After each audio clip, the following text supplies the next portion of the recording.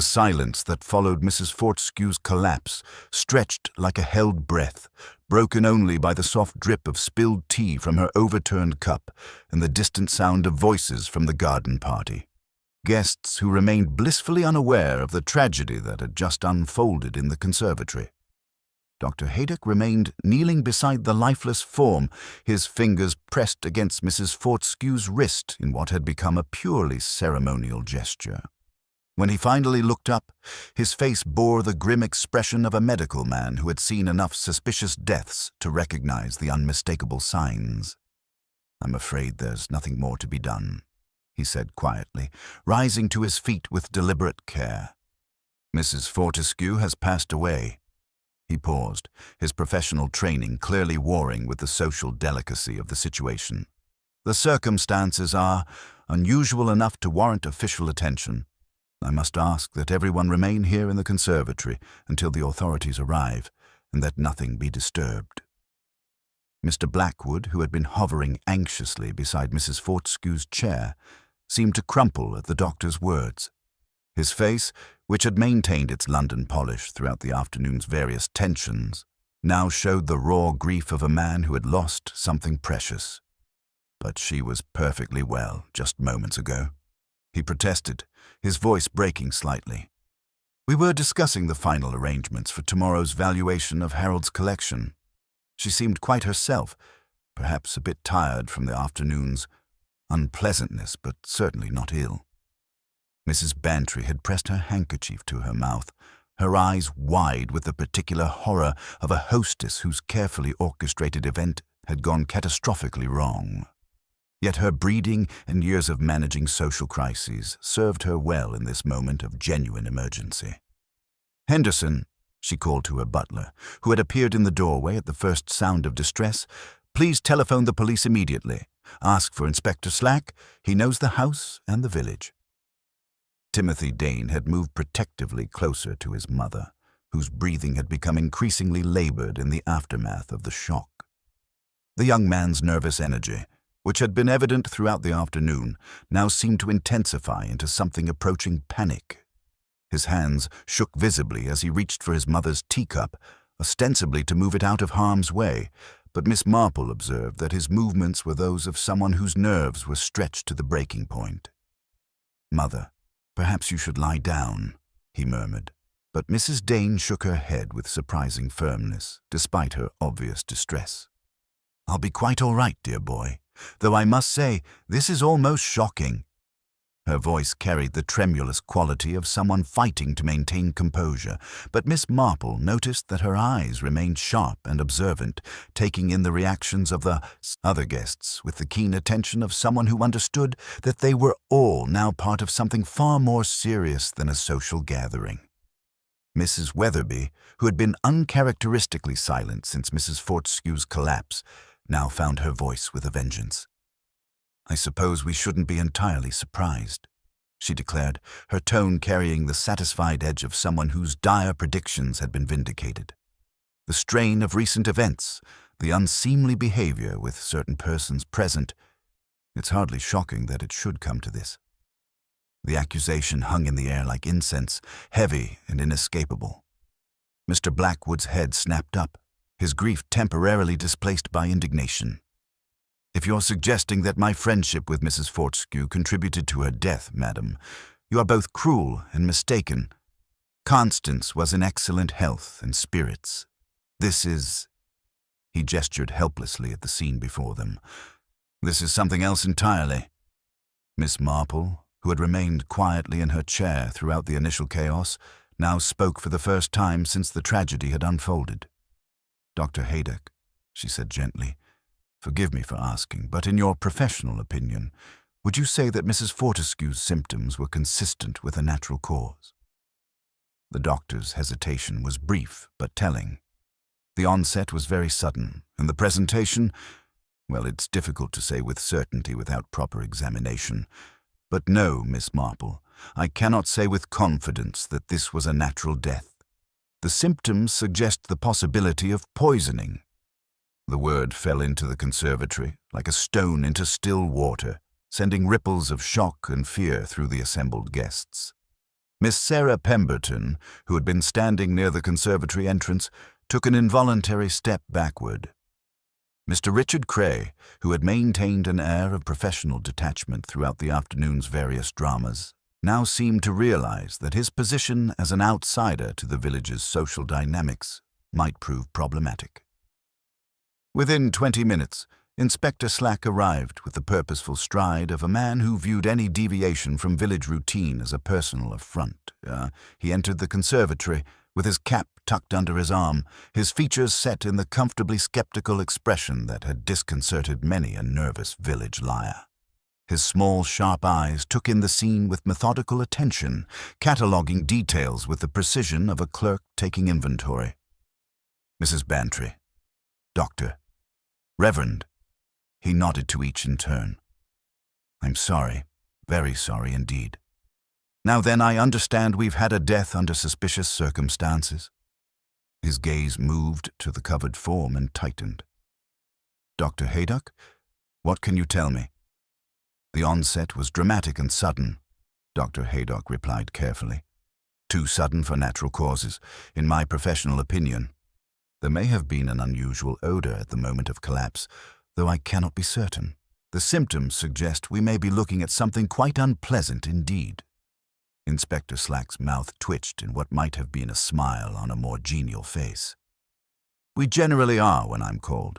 Right then, no one touches anything, and I'll be wanting full names, addresses, and your exact positions at the table. He bent to examine Mrs. Fortescue's place setting with a care that would have surprised those who thought his methods purely bludgeoning. Who poured the tea?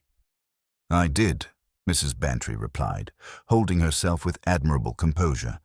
And, Inspector, I must ask, everything on this table represents my finest china.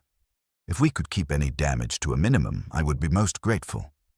Slack's expression softened slightly.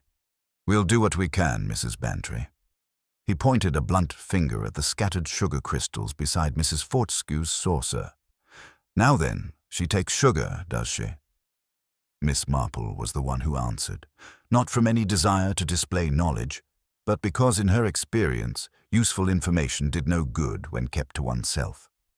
Not for years, Inspector. She was quite careful about such things, watching her figure, you understand. Interesting. Slack straightened and cast his eyes around the table. And this lemon slice here, very thin cut. Unusually thin, I'd say. Who prepared the lemon, Mrs. Bantry? The kitchen staff. Cook had the parlour-maid handle the cutting. Penny, she's relatively new. Shall I call her up? Later. Inspector Slack's attention had been caught by something else. The way Timothy Dane's hands shook so badly he could hardly hold his teacup steady, and the peculiar way Mr. Cray had positioned himself to observe the proceedings while remaining somewhat apart from the group. Ladies and gentlemen, I must ask you to remain seated exactly as you were during the tea service. I want to know who added what to their tea, and I want no one passing anything to anyone else. You may think me overly particular, but in matters like this, particular is wise. As the guests resettled themselves in their original positions, an odd macabre recreation of what had been a pleasant social gathering, Miss Marple began her own quiet observations. She noted how Timothy Dane's nervous energy seemed focused on specific individuals rather than being generalized anxiety. She observed the careful way Mr. Cray had chosen his position to maintain visual contact with all the other guests while avoiding direct scrutiny himself. Most intriguingly, she watched as Timothy slipped something from his jacket pocket to his mother's purse, a small, quick movement that might have gone unnoticed by anyone not specifically watching for such subtle exchanges. The object was Mrs. Dane's reticule, a delicate black silk affair with a silver clasp engraved with a spray of foxglove bells. When Timothy caught Miss Marple's eye, his face flushed scarlet. She forgot it, he said too quickly. I didn't want her to lose it in all the confusion. Of course, dear, Miss Marple murmured, but her pale blue eyes had noted the significance of the foxglove design with the particular attention she paid to details that others might dismiss as merely decorative. Meanwhile, The news of Mrs. Fortescue's death had begun to spread among the remaining garden party guests on the lawn. Whispers, at first tentative, then growing in volume and intensity, began to circulate. Mrs. Weatherby, having been temporarily subdued by the immediate shock, now found her voice returning with interest. "Poison, they're saying," she announced to a small circle of fascinated listeners. "I always said there was something untoward about that woman's recent behavior. First poor Harold dies so suddenly, then she starts carrying on with that antique dealer. Mark my words, there's more to this than meets the eye." The afternoon's carefully orchestrated social harmony had dissolved entirely, replaced by the particular mixture of horror, fascination, and suspicion that violent death brings to small communities. As Inspector Slack began his methodical questioning and the reality of murder settled over St. Mary Mead like a shroud, Miss Marple continued her quiet observations, noting the small behavioral details that would, in time, reveal which of the seemingly respectable guests had chosen poison as the solution to their problems. The stage was set not merely for a police investigation, but for the deeper unraveling of secrets that had been carefully hidden beneath the village's placid surface. Secrets that someone had been willing to kill to protect. Inspector Slack's methodical approach to the crime scene began with a sort of painstaking attention to detail that had solved more murders than dramatic confrontations ever could. He moved around the tea table with deliberate precision, his sharp eyes cataloguing every cup, saucer, and serving implement as if each piece of china might yield a confession. The afternoon light streaming through the conservatory glass created an almost theatrical illumination of the scene, highlighting the delicate patterns on Mrs. Bantry's finest spode, and the growing tension etched on every face. "Now then," Slack began, his notebook poised, "we'll establish exactly what happened during the tea service. Mrs. Bantry, you poured for everyone personally." "Yes, Inspector. I began with Mrs. Fortescue as the guest of honor, then proceeded clockwise around the table." Mrs. Bantry's breeding served her well in this moment of crisis, though Miss Marple noted the slight tremor in her hands as she demonstrated the pouring motion. Each guest specified their preferences for milk, sugar, and lemon. Inspector Slack's examination of the serving implements proved more revealing than anyone had anticipated. When he lifted the small silver fork used for the lemon slices, his expression sharpened with professional interest. "Dr. Haydock, would you examine this, please?" The doctor leaned forward, his medical training evident in the careful way he avoided direct contact while studying the implement. "There's a residue on the prongs, Inspector, slightly sticky, with an unusual sheen that's not consistent with lemon juice alone." The discovery sent a visible shudder through the assembled guests as the implication became clear. Someone had deliberately prepared the murder weapon in advance, coating the serving fork with whatever substance had killed Mrs. Fortescue. The revelation transformed the atmosphere from shocked grief to cold fear as each person began to realize they were not merely witnesses to a tragedy, but suspects in a carefully planned murder. "Right then," Inspector Slack announced, his voice taking on the grimmer tone of a man who now knew he was dealing with premeditated murder.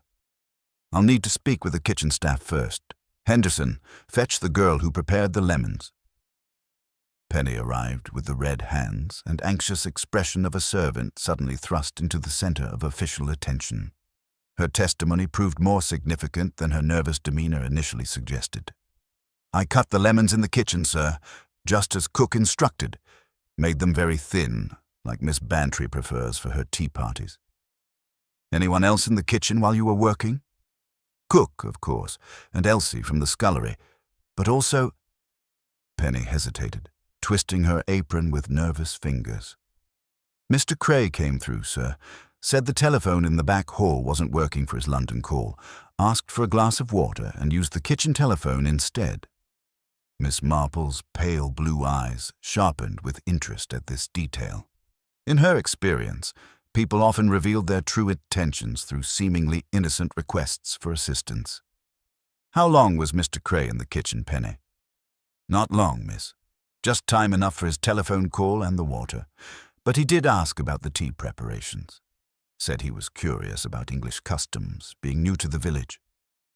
Inspector Slack made careful notes, then turned his attention to Mrs. Fortescue's handbag, which Henderson retrieved from beside her chair.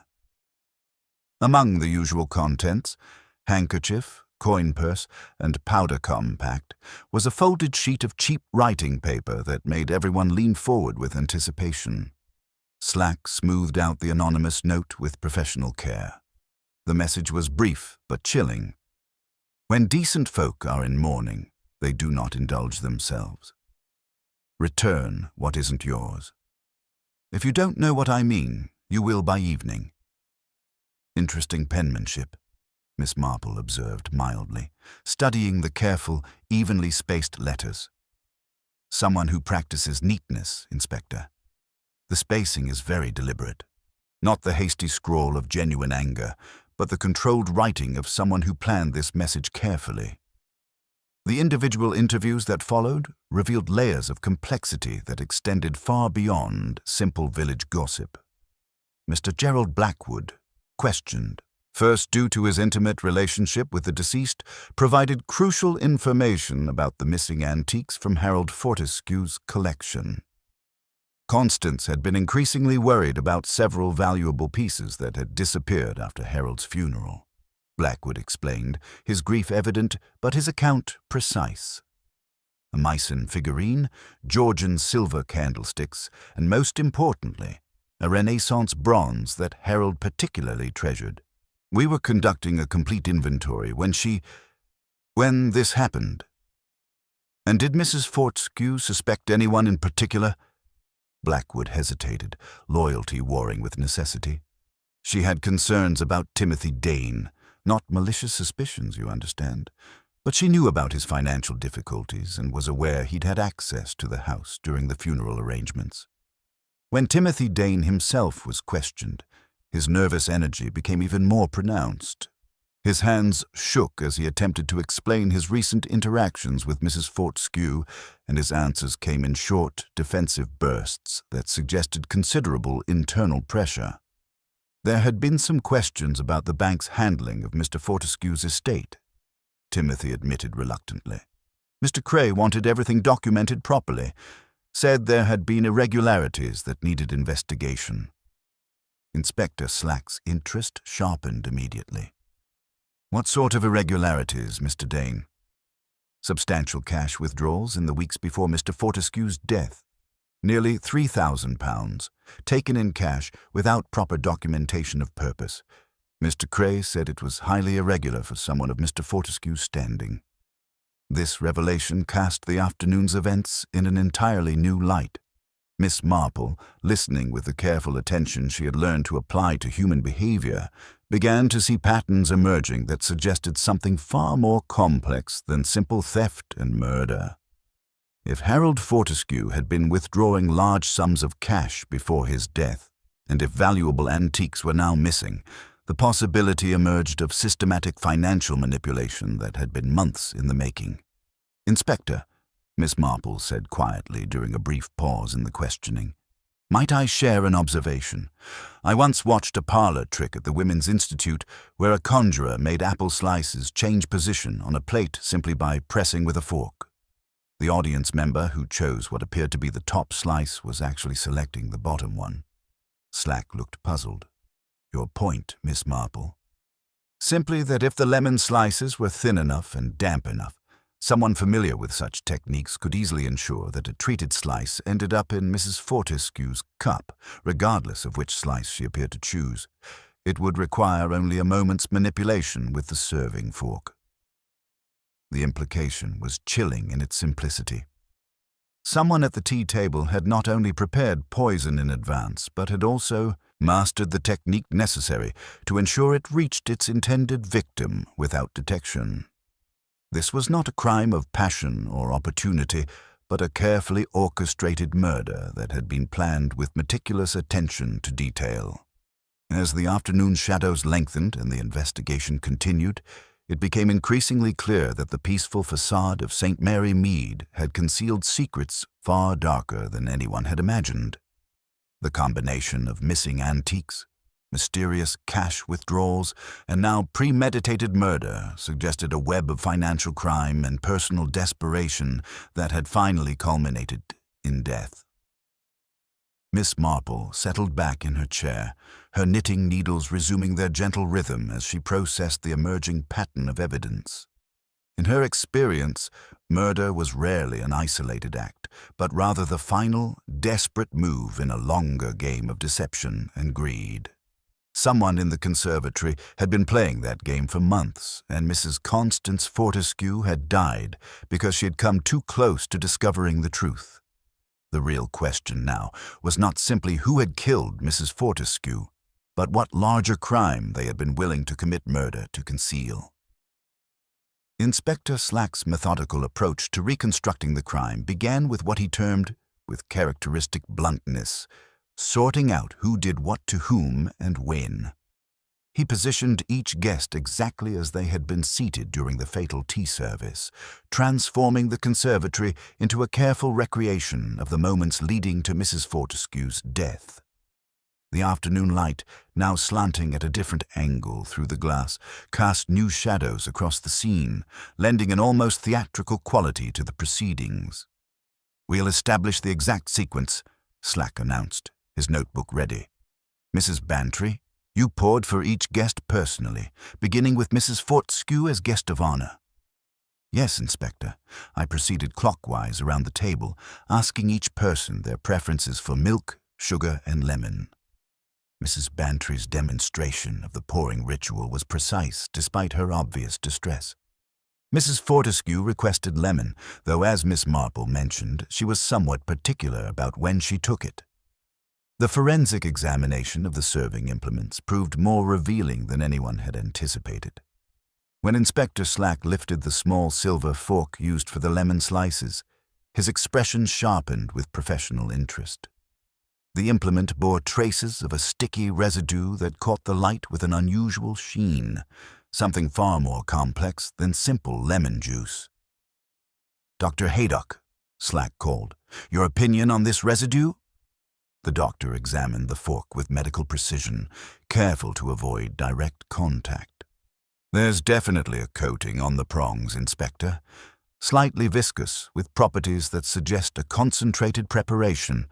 If someone had reduced a digitalis tincture with sugar water, it might leave exactly this sort of film. When dried, the revelation sent a visible shudder through the assembled guests as the full implication became clear. Someone had deliberately prepared the murder weapon in advance, coating the serving fork with a concentrated dose of heart medication that would prove fatal when consumed. The method required not only premeditation, but also considerable knowledge of both the poison's properties and the social rituals of an English tea party. Miss Sarah Pemberton, who had been responsible for serving the lemon slices, spoke with carefully controlled precision. "I offered the lemon plate to my left and right as one does, Inspector. Mrs. Fortescue asked for a slice, and I used the fork to separate one from the others. They were cut very thin and tended to stick together."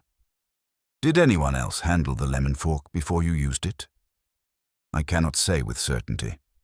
It was positioned near my place setting when we sat down, but during the initial conversation and settling, several people might have reached across or adjusted things."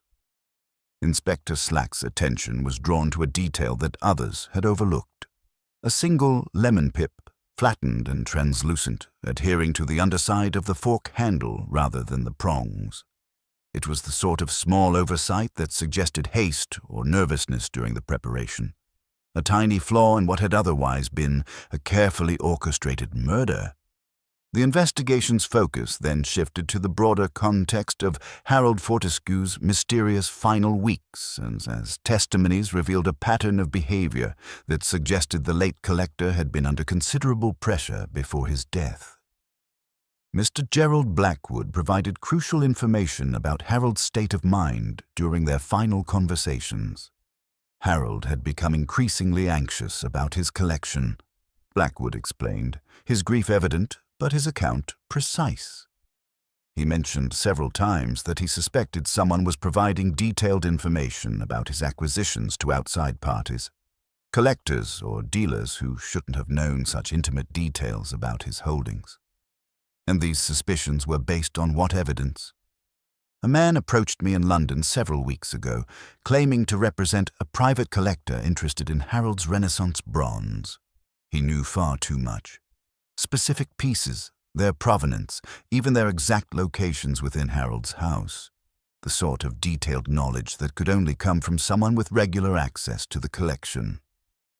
This revelation cast Harold Fortescue's mysterious cash withdrawals in an entirely new light.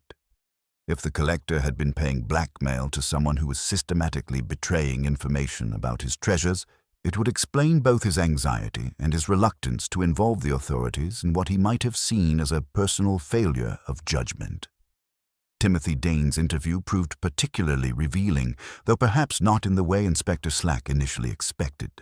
The young man's nervous energy crystallized into something approaching panic when questioned about his knowledge of the Fortescue finances.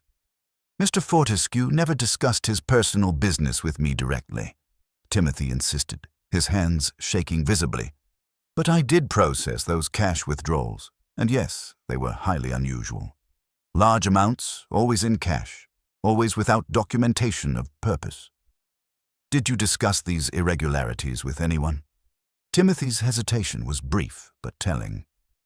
"Mr. Cray was conducting an audit of our procedures.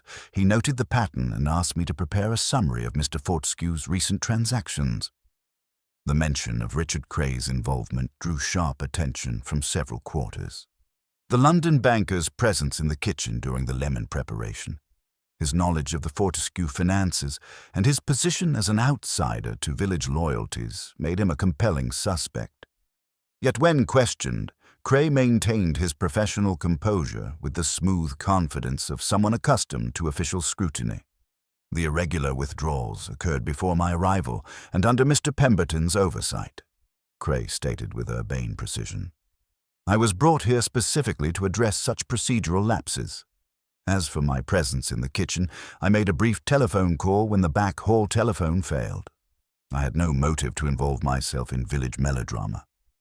Miss Marple, observing these exchanges with her characteristic attention to human behavior, began to notice patterns that others might overlook.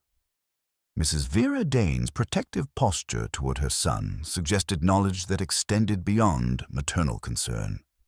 The older woman's digitalis prescription, combined with the foxglove design on her reticule, created a connection that was perhaps too convenient to be coincidental. "Mrs. Dane," Miss Marple said gently during a quiet moment, "you seem troubled by something beyond the immediate tragedy. In my experience, mothers often sense when their children are carrying burdens too heavy for them to bear alone." Mrs. Dane's response was immediate and defensive. "Timothy has done nothing wrong, Miss Marple. He's a good boy who works hard to support his family. If there have been difficulties, they're not of his making." The careful phrasing suggested knowledge of specific difficulties that Mrs. Dane was reluctant to reveal. Miss Marple noted how the woman's hand unconsciously moved to her reticule whenever Timothy's situation was discussed, as if protecting something more tangible than mere maternal feelings. As the afternoon investigation continued, a more complex picture emerged of the Fortescue household's final weeks. Harold Fortescue appeared to have been caught in a web of blackmail and betrayal that had driven him to desperate financial measures, while his widow had inherited not only his collection, but also the dangerous knowledge of who had been systematically exploiting his trust. The anonymous note found in Mrs. Fortescue's handbag took on new significance in this context. Its carefully spaced, deliberate script suggested someone who had taken time to craft their threat precisely. "Return what isn't yours. If you don't know what I mean, you will by evening." The message spoke not just of theft, but of a deeper, more personal grievance, the voice of someone who felt morally justified in their demands. Inspector Slack's preliminary conclusions focused heavily on Timothy Dane, whose financial difficulties, access to the Fortescue house, and nervous behavior made him an obvious suspect. Yet Miss Marple found herself troubled by the young man's transparency. His distress seemed genuine but unfocused, more like fear of exposure than the calculated calm she had learned to associate with successful murderers. As the investigation prepared to move to its next phase, a thorough search of the Fortescue house and a detailed examination of the missing antiques, Miss Marple reflected on the human dynamics that had led to this tragedy. Someone in their circle had been willing to betray Harold Fortescue's trust for months, had possibly contributed to his death through the stress of blackmail, and had finally murdered his widow to prevent the exposure of their crimes. The question was not simply who had access to digitalis and opportunity to poison the lemon fork, but who had been desperate enough to construct such an elaborate web of deception and violence. In Miss Marple's experience, the most dangerous criminals were often those who began with small compromises and found themselves trapped in escalating cycles of betrayal and desperation. The stage was set for deeper revelations as Inspector Slack prepared to examine the Fortescue house that evening, unaware that someone was already watching from the shadows, calculating whether the investigation was moving too close to secrets that had been carefully buried beneath the respectable surface of St. Mary Mead society.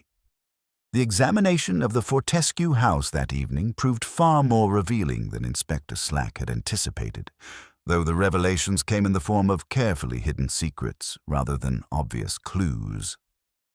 Mrs. Braddock, the Fortescue housekeeper, met the official party at the front door with the composed dignity of a woman who had served the family for over 20 years and considered herself the final guardian of their reputation. Her keys jangled softly as she led Inspector Slack, Dr. Haydock, and Miss Marple through rooms that still bore the subtle disarray of a house where normal routines had been disrupted by sudden, violent death. Mrs. Fortescue had been most systematic about going through Mr. Harold's affairs, Mrs. Braddock explained as they entered the study, where leather-bound catalogues lay open on the mahogany desk alongside sheets of inventory notes in Mrs. Fortescue's careful handwriting. She was particular about accounting for every piece in the collection, said she couldn't rest easy until she knew exactly what belonged where and what might be missing. The study itself told a story of mounting anxiety and methodical investigation. Harold Fortescue's collection occupied glass-fronted cabinets throughout the room, but several obvious gaps marked where valuable pieces had once stood. The missing Meissen figurine had left a clean circle in the dust on one shelf, while the absence of one Georgian candlestick created an awkward asymmetry on the sideboard.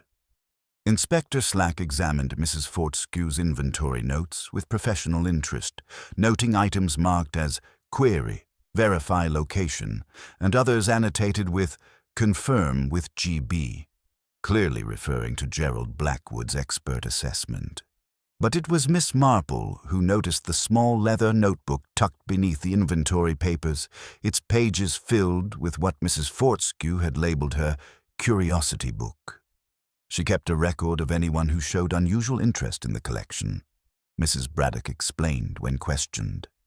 Questions that seemed too detailed, requests to examine pieces more closely, casual inquiries about insurance values. Mrs. Fortescue had become rather suspicious of late. The curiosity book revealed a pattern of systematic intelligence gathering that had been building for months. Timothy Dane appeared multiple times, noted for asking specific questions about the Renaissance bronze that seemed beyond normal banking requirements. Richard Cray had made inquiries during a social call about insurance procedures for valuable collections. Even Mrs. Weatherby had been recorded for her persistent interest in the Meissen figurine during a charity committee meeting. The discovery of Harold Fortescue's private papers in a locked desk drawer provided the crucial context that transformed the investigation entirely. Hidden behind routine correspondence was a small diary bound in brown leather, its pages filled with Harold's increasingly anxious observations about betrayals and unseen eyes. More damning still were the unsigned letters written on expensive paper, their meaning unmistakable despite their careful phrasing. Inspector Slack read the most recent letter aloud with grim satisfaction. "Your recent reluctance to honor our arrangement has been noted. The consequences extend beyond mere financial inconvenience. Consider the reputation you have built and the social position you enjoy. These things, once lost, are not easily recovered. Systematic blackmail, Dr. Haydock observed grimly. Someone had been extorting money from Harold Fortescue for months. The diary entries confirmed the blackmail while revealing Harold's growing desperation. The amounts listed corresponded exactly to the mysterious cash withdrawals Timothy Dane had processed at the bank. One entry, dated just a week before Harold's death, read with tragic prescience, "The pressure is becoming unbearable. They know too much about the collection's irregularities. Constance suspects nothing, but if she were to discover the truth, it would destroy everything I've built." Miss Marple's attention was drawn to the desk's ink blotter, which, when lifted to the lamplight, revealed the ghostly impressions of recent correspondence. The fragments she could decipher showed the same careful, evenly spaced handwriting they had seen on the anonymous note. Schedule, valuation, tomorrow. And more significantly, ask S. Registers, withdrawals. The distinctive S was clear and deliberate, suggesting correspondence with someone whose name began with that initial. The investigation took on new urgency when Mrs. Braddock mentioned the mysterious package Mrs. Fortescue had shipped to London the previous week. A small crate, heavy for its size, addressed to Bartram and Low Warehouse. Mrs. Fortescue arranged it herself, which was unusual. She normally consulted Mr. Blackwood about any shipping of valuable pieces. Gerald Blackwood's reaction was immediate and telling. "I use Bartram and Low myself. They're reputable shippers. But Constance never mentioned sending anything. She wouldn't have done so without consulting me, not with everything in question about the collection." The coach house yielded evidence of amateur packing. Torn brown paper, inadequate knots, and scattered straw that suggested someone unfamiliar with shipping valuable antiques. Miss Marple quietly pocketed a scrap of newsprint that had been used for packing, noting its crossword puzzle filled in with the same careful block letters that had characterized the anonymous note. The evening's revelations culminated with an urgent telephone call that drew them to the village bank, where Mr. Pemberton waited with documents that transformed their understanding of the crime entirely. The bank manager's audit had revealed a sophisticated scheme of financial manipulation extending back nearly 6 months. Unauthorized transfers and withdrawals totaling over £8,000, all carefully disguised within Harold Fortescue's legitimate transactions.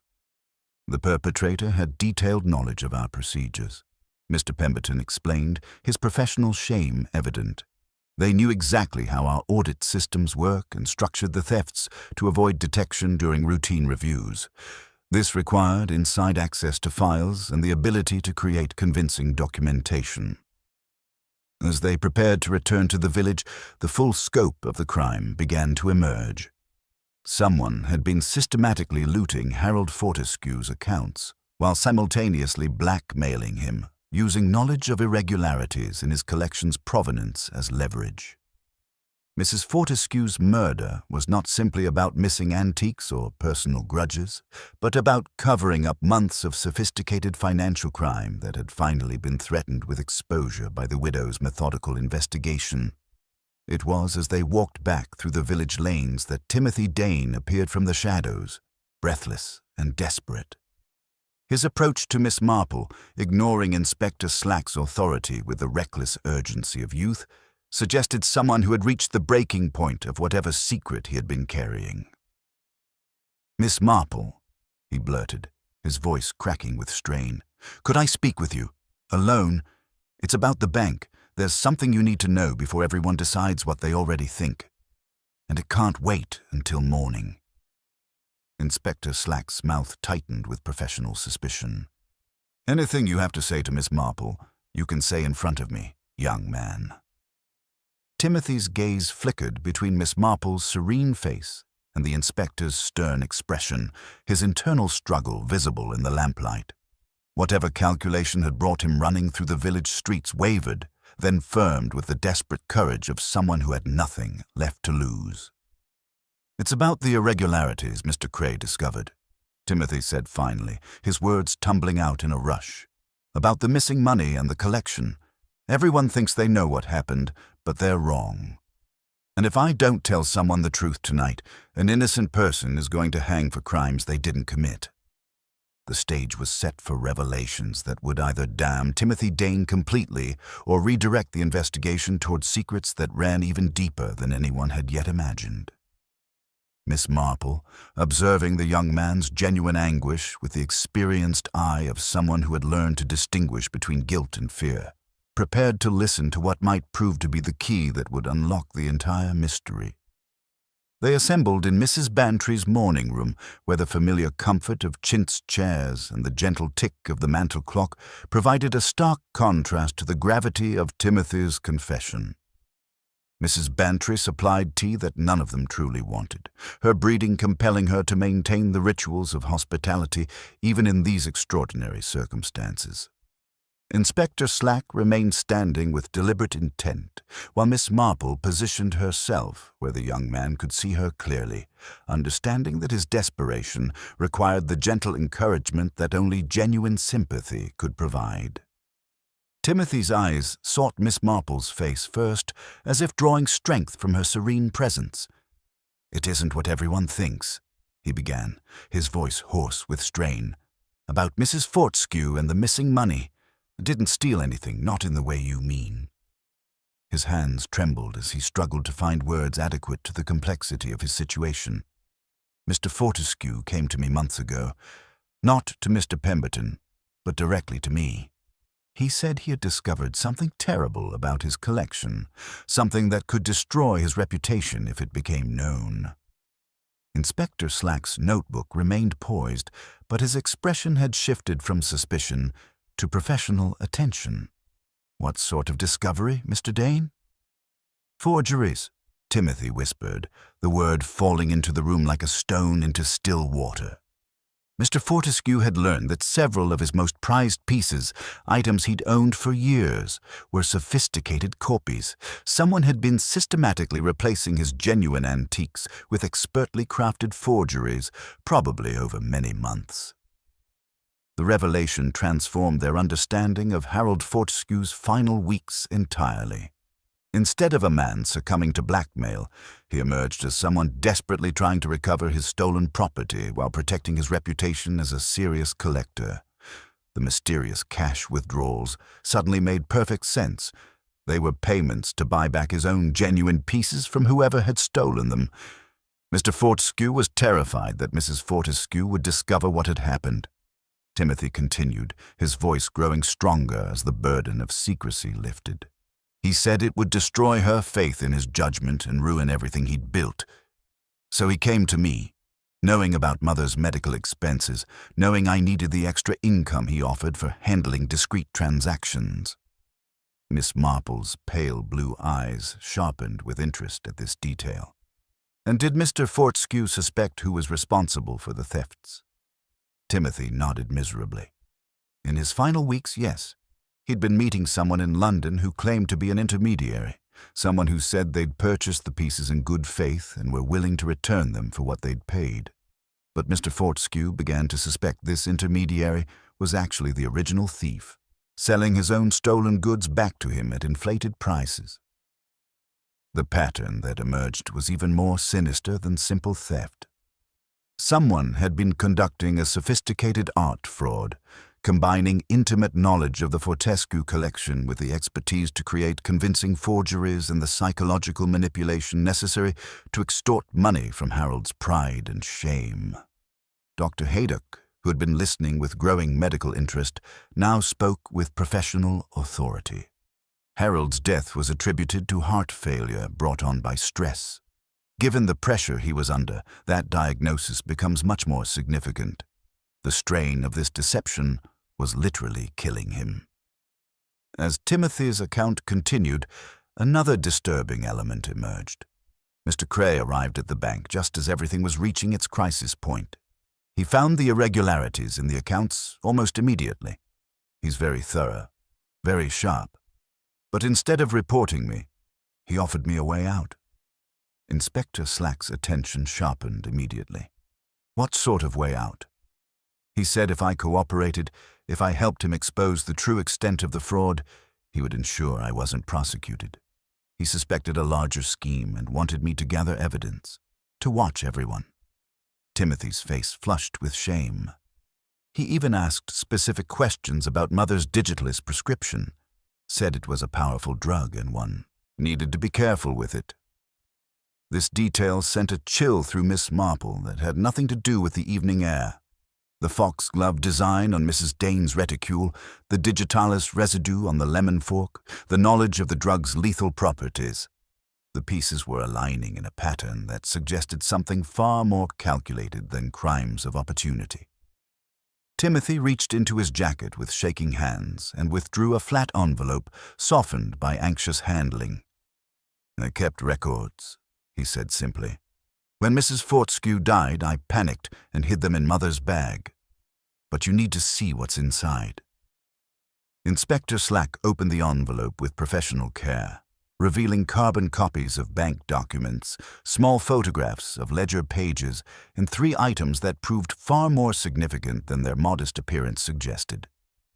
The first was a warehouse receipt from Bartram and Lowe, confirming that Mrs. Fortescue had indeed shipped something to London, something labelled merely as household metalwork in deliberately vague terms.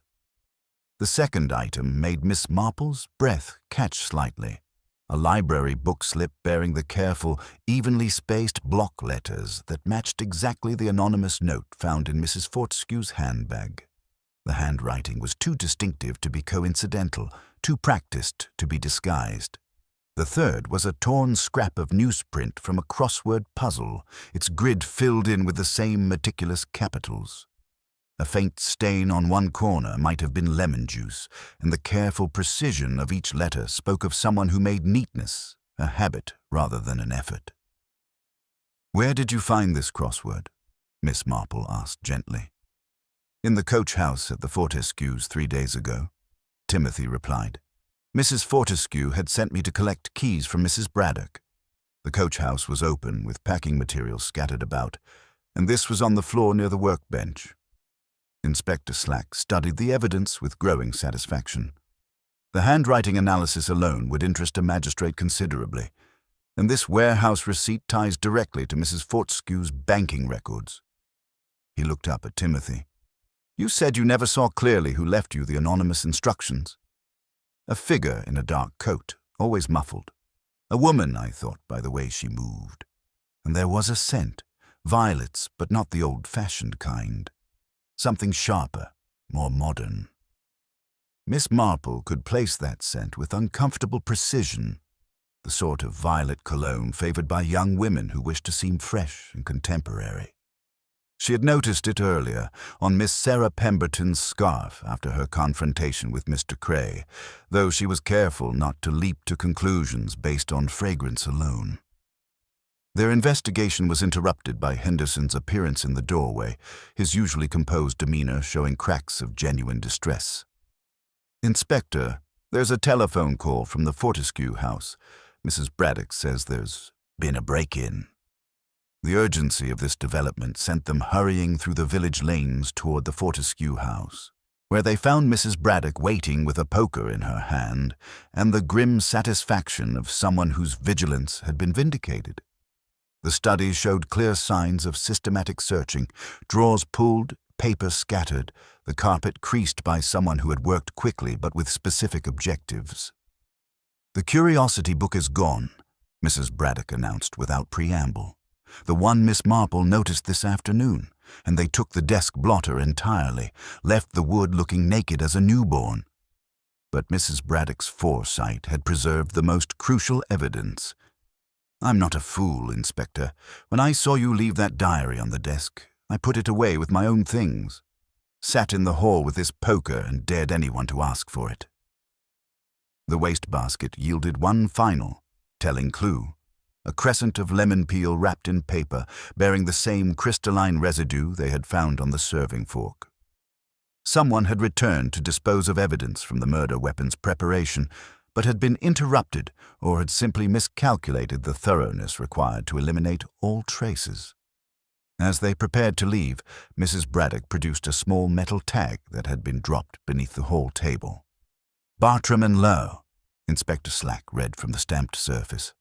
A warehouse claim tag, lost by someone familiar enough with this house to move without attracting attention. Miss Marple absorbed these developments with the quiet attention she had learned to apply to human behavior patterns. Someone had been willing to risk returning to the house within hours of the police search, driven by desperation to remove evidence that would expose not just the murder, but months of sophisticated fraud. The combination of art expertise, banking knowledge, and intimate access to village society pointed toward a perpetrator who had been hiding in plain sight, protected by respectability and trusted position. As they walked back through the moonlit village lanes, Miss Marple reflected on the evening's revelations. The case had evolved from a simple poisoning into something far more complex. A web of art forgery, financial manipulation, and carefully planned murder designed to protect secrets that someone had been willing to kill to preserve.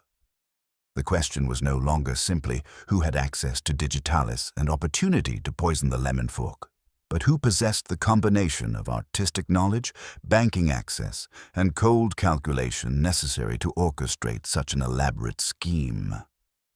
The stage was set for confrontation, but Miss Marple knew from experience that the most dangerous moment in any investigation came when the guilty party realized their carefully constructed deceptions were beginning to unravel. Someone in St. Mary Mead was watching their investigation with growing desperation, calculating whether the time had come for even more drastic measures to protect secrets that had already claimed 2 lives. The dawn brought with it the methodical bustle of official investigation, as Inspector Slack arrived at Dr. Haydock's surgery with the determined air of a man who had spent a sleepless night connecting threads that others might have dismissed as coincidence. The doctor greeted him with news that transformed their understanding of the previous day's events entirely. "I've spoken with Liddon at the chemist's," Dr. Haydock announced without preamble, his professional discretion warring with the urgency of murder investigation. 2 days ago, a young woman came in asking very specific questions about digitalis. How bitter it tastes, whether lemon juice might mask the flavor, what the symptoms of an overdose might resemble. She claimed it was for an elderly cat with heart troubles, which is medical nonsense, of course. Inspector Slack's notebook appeared with practiced speed. Description? Liddon remembered the scent particularly. Violet, but not the old-fashioned kind. Something sharper, more modern, and her manner of speaking, very precise, as if each word were being chosen for maximum correctness. Dr. Haydock paused significantly. "She paid by check, Inspector. Liddon can produce the stub this morning."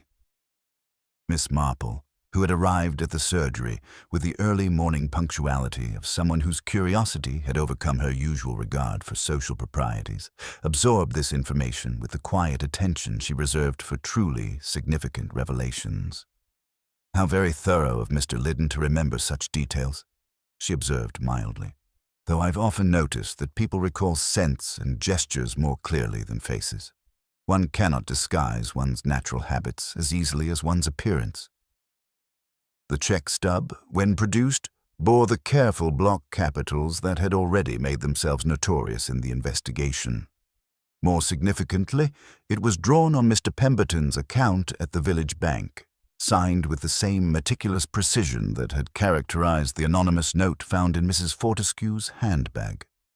"S. Pemberton," Inspector Slack read aloud, his satisfaction evident, "though I notice the signature shows signs of being written with the left hand. The letters are more carefully formed than natural writing would produce." Miss Marple's pale blue eyes reflected understanding. "When I was young, we had a visiting schoolmistress who insisted that left-handed girls write with their right hands to break them of what she considered an unseemly habit. They learned to manage it, but you could always tell. Such deliberate capitals, and the left hand would assert itself when they thought no one was watching." Their investigation gained momentum when Gerald Blackwood arrived with urgent news from London. His telephone calls to Bartram and Lowe had revealed that Mrs. Fortescue's mysterious package contained the genuine Renaissance bronze from Harold's collection, one of the very pieces they had assumed was missing. Constance had not only discovered which items in Harold's collection were forgeries, Blackwood explained, his grief giving way to professional outrage, but she had begun recovering the stolen originals. Someone was selling Harold his own treasures back to him, using his shame about being deceived to extract enormous sums. The warehouse records proved even more revealing when examined in detail. The authorization letter for collecting Mrs. Fortescue's package bore the same careful block capitals, but with telltale signs of left-handed writing disguised as right-handed script. More significantly, the warehouse clerk remembered that the collector had signed with obvious difficulty, as if copying from a card or sample. The scent lingered in our small office after she left, the clerk recalled when questioned by telephone. Violets, but not the sweet kind. Something with more bite to it, and her manner was very knowing, as if she understood our procedures better than most casual customers would. Miss Marple's visit to the village library that afternoon was conducted with a gentle courtesy that had disarmed more dangerous opponents than Sarah Pemberton. She found the young woman organizing returned books with the methodical precision that had always characterized her work, her movements economical, and her desk arranged with mathematical exactness. "Such a dreadful business about Mrs. Fortescue," Miss Marple observed, settling into the chair reserved for elderly patrons. "It has quite unsettled the village. I find myself quite unable to concentrate on my usual reading." Sarah Pemberton's response was measured and appropriate, but Miss Marple noted the slight stiffness in her posture and the way her left hand moved unconsciously toward a pen before she caught herself. "Indeed, Miss Marple, one hopes Inspector Slack will resolve matters quickly. The uncertainty is trying for everyone." "Quite so, my dear. Though I must say, your beautiful handwriting always catches my eye when I see your notes in the margins of library books.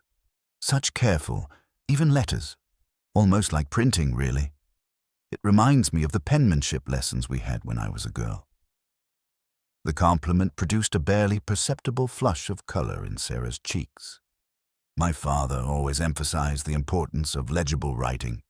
He said it reflected one's character and attention to detail." Miss Marple's gentle questioning revealed layers of information that Sarah perhaps had not intended to share. The young woman's knowledge of art history was extensive, her familiarity with London dealers surprisingly detailed for a village librarian, and her understanding of banking procedures more sophisticated than her position would normally require. "I've always been interested in Renaissance art," Sarah explained when Miss Marple inquired about a book on bronze casting techniques that lay open on her desk. "The craftsmanship of that period was extraordinary. It's fascinating how modern techniques can recreate those effects so precisely that even experts can be deceived." The afternoon's investigations culminated with Timothy Dane's discovery of his mother's private notebook, hidden in her sewing basket with the careful secrecy of someone who suspected but dared not openly accuse. Mrs. Dane had been documenting conversations and observations for months, her entries revealing a pattern of systematic intelligence gathering that had been occurring under the village's collective nose. Mother noticed someone asking very specific questions about Mr. Fortescue's collection, Timothy explained, his voice heavy with newfound understanding. Insurance values, security arrangements, even the daily routines of the household staff. She thought it was merely social curiosity at first, but the questions became too detailed, too purposeful. The notebook's most damning entry was dated 3 days before Mrs. Fortescue's murder. Mrs. Dane had recorded a conversation in which someone had inquired about digitalist dosages with what they claimed was academic interest in medicinal plants. The person had been particularly interested in concentration methods and whether the drug would remain potent when mixed with acidic substances. Inspector Slack studied the notebook with grim satisfaction. This establishes premeditation beyond question. Someone spent days researching the murder method, using Mrs. Dane's medical condition as cover for gathering information about the poison. As the afternoon shadows lengthened, the evidence against Sarah Pemberton mounted with inexorable logic.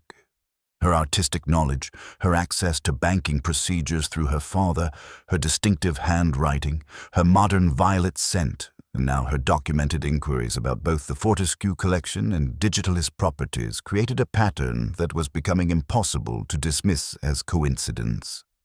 Yet Miss Marple found herself troubled by something she could not quite articulate, a sense that while Sarah Pemberton was certainly involved in the crimes, the full scope of the conspiracy remained hidden.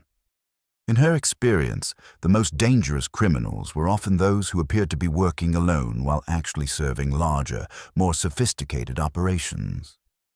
The evening brought a development that would either confirm their suspicions or reveal that their investigation had only scratched the surface of a criminal enterprise far more complex than anyone had yet imagined.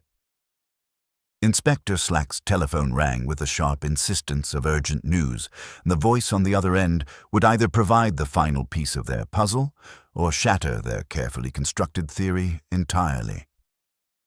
The stage was set for revelations that would determine whether Sarah Pemberton was the mastermind they sought, or merely another victim of forces that had been manipulating St. Mary Mead's peaceful surface for far longer than anyone had dared to suspect. The urgent telephone call that shattered the evening's investigative calm came not from the local constabulary, but from Scotland Yard itself, carrying news that transformed their village murder case into something of far greater significance. Inspector Slack's expression shifted from professional routine to sharp attention as Detective Chief Inspector Dermot Craddock's voice delivered information that recast everything they had discovered in an entirely new light. Inspector Slack, we've been tracking a sophisticated art forgery ring operating throughout the home counties for the past 18 months. Your Mrs. Fortescue's name appears in our files as a potential victim, and the methods you've described match precisely the pattern we've been investigating. Miss Marple, observing from her chair with the quiet attention she had learned to apply to significant revelations, felt the familiar chill that accompanied the recognition of truly professional criminality. This was not the work of desperate village amateurs, but something far more sinister that had been operating beneath St. Mary Mead's peaceful surface. The ring targets elderly collectors with valuable but poorly documented pieces, Craddock continued, his voice carrying the authority of extensive investigation. They systematically replace genuine antiques with expert forgeries, then exploit the victim's shame and fear of exposure to extort substantial sums. In several cases, they've actually sold the stolen originals back to their rightful owners at inflated prices. Inspector Slack's notebook appeared with renewed urgency. And you believe this ring was operating in St. Mary Mead? More than operating, Inspector. We believe one of their key financial coordinators has been embedded in your community for months. Someone with intimate knowledge of banking procedures, access to private financial information, and the social position necessary to identify suitable targets. The implication struck the assembled group with the force of revelation.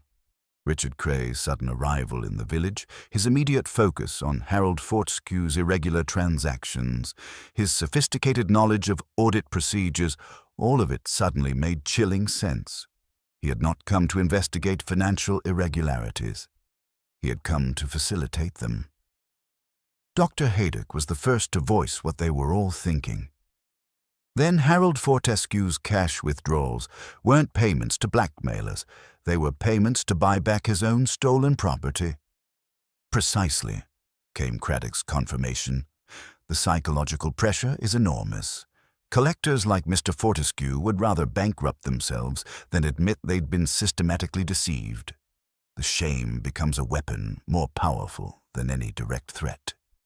Miss Marple's pale blue eyes reflected understanding as the human tragedy beneath the crimes became clear. Harold Fortescue had died not from simple financial stress, but from the unbearable, weight of discovering that his life's passion had been systematically exploited by people he had trusted. Mrs. Fortescue's murder had been necessary to prevent her methodical investigation from exposing the full scope of the deception. "But what of Miss Pemberton?" Mrs. Bantry asked, her voice tight with concern for the young woman who had seemed so clearly implicated by the physical evidence. It was Timothy Dane who provided the answer, his voice heavy with newfound understanding.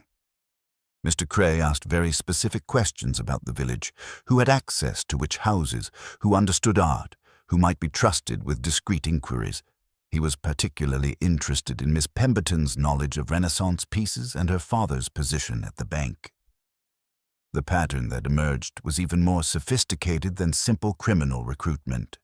Cray had identified Sarah Pemberton as someone whose expertise, family connections, and financial pressures made her an ideal unwitting accomplice. Her questions about digitalis, her careful handwriting, her knowledge of the Fortescue collection, all of it could be explained by manipulation rather than willing participation. "Scotland Yard has been monitoring Cray's communications," Craddock continued.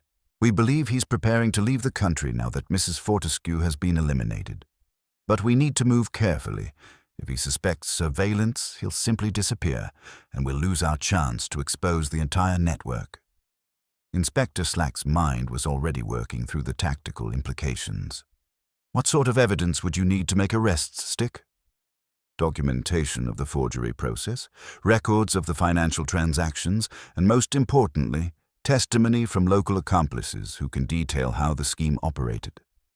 Someone like Miss Pemberton could provide crucial evidence if she's willing to cooperate rather than flee." Miss Marple rose from her chair with the deliberate movement of someone who had reached a decision. "Inspector, I believe it would be wise to speak with Miss Pemberton this evening. In my experience, people who have been manipulated into criminal activity are often more frightened than guilty, and fear makes people do desperate things." The walk to the Pemberton cottage revealed signs that their suspicions were well-founded. Lights burned in windows that should have been dark, and the sound of urgent conversation carried through the evening air. When they approached the front door, they could hear Sarah's voice, strained with anxiety, speaking to someone whose responses were too quiet to distinguish. Henderson's knock brought immediate silence, followed by the sound of rapid movement within. When Sarah finally opened the door, her appearance confirmed Miss Marple's assessment. This was not the composed demeanor of a calculating criminal, but the desperate fear of someone who had realized they were trapped in circumstances beyond their control. "Miss Pemberton," Inspector Slack began formally, "we need to discuss your involvement in certain irregularities concerning the Fortescue collection and banking procedures." Sarah's response was immediate and telling. "He said if I didn't help him, Father would lose his position. He knew about the missing money from the petty cash, money I'd taken from Mother's medicine when Father couldn't know. He said he could make it all disappear if I just provided some information about local collections and helped with a few small tasks." The confession tumbled out with the relief of someone who had been carrying an unbearable burden. Cray had identified her minor theft months earlier and used it as leverage to secure her cooperation in increasingly serious crimes. What had begun as simple information gathering had escalated to preparing false documents, obtaining poison, and finally participating in murder through her manipulations of the lemon fork at the tea party. "I never meant for anyone to die," Sarah whispered, her composure finally breaking entirely. "He said Mrs. Fortescue would just become ill enough to stop her investigation. He said the digitalis dose was carefully calculated, that she would recover. I believed him because I needed to believe him." Miss Marple's gentle voice cut through the young woman's distress with the understanding that came from decades of observing human nature under pressure. "My dear, you were as much a victim as Mrs. Fortescue, though the law may not see it that way. But you can still help prevent others from suffering as you have." The evening's revelations culminated with Sarah's agreement to cooperate with Scotland Yard's investigation, providing the detailed testimony necessary to expose the entire criminal network. Her knowledge of Creag's methods, his contacts in London, and the systematic way he had identified and exploited victims throughout the region would prove crucial in bringing the art fraud ring to justice. As they prepared to coordinate with Scotland Yard's arrest of Richard Creag, Miss Marple reflected on the particular cruelty of criminals who exploited not just greed or desperation, but the fundamental human qualities of shame, loyalty, and the desire to protect one's family. The art fraud ring had succeeded not through violence or obvious coercion, but through their sophisticated understanding of the psychological pressures that could transform ordinary, decent people into unwilling accomplices. The stage was set for the final confrontation, but Miss Marple knew that the real tragedy lay not in the crimes themselves, but in the way they had corrupted the trust and social bonds that made communities like St. Mary Mead possible. Someone had taken the village's greatest strength, its interconnected web of relationships and mutual dependence, and weaponized it for criminal gain. The healing would take far longer than the investigation, requiring the patient reconstruction of faith in neighbors who had been forced to betray each other's trust. The morning would bring arrests, confessions, and the satisfaction of justice served.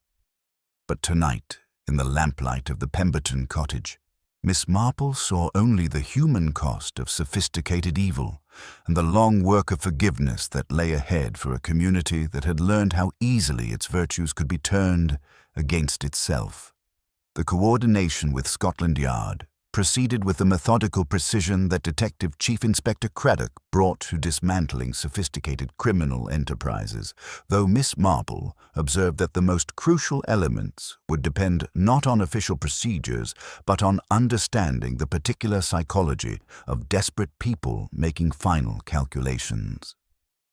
Sarah Pemberton's cooperation throughout the remaining hours of darkness revealed the full scope of Richard Creag's manipulation, painting a chilling picture of systematic exploitation that had transformed St. Mary Mead into a carefully prepared hunting ground for professional criminals.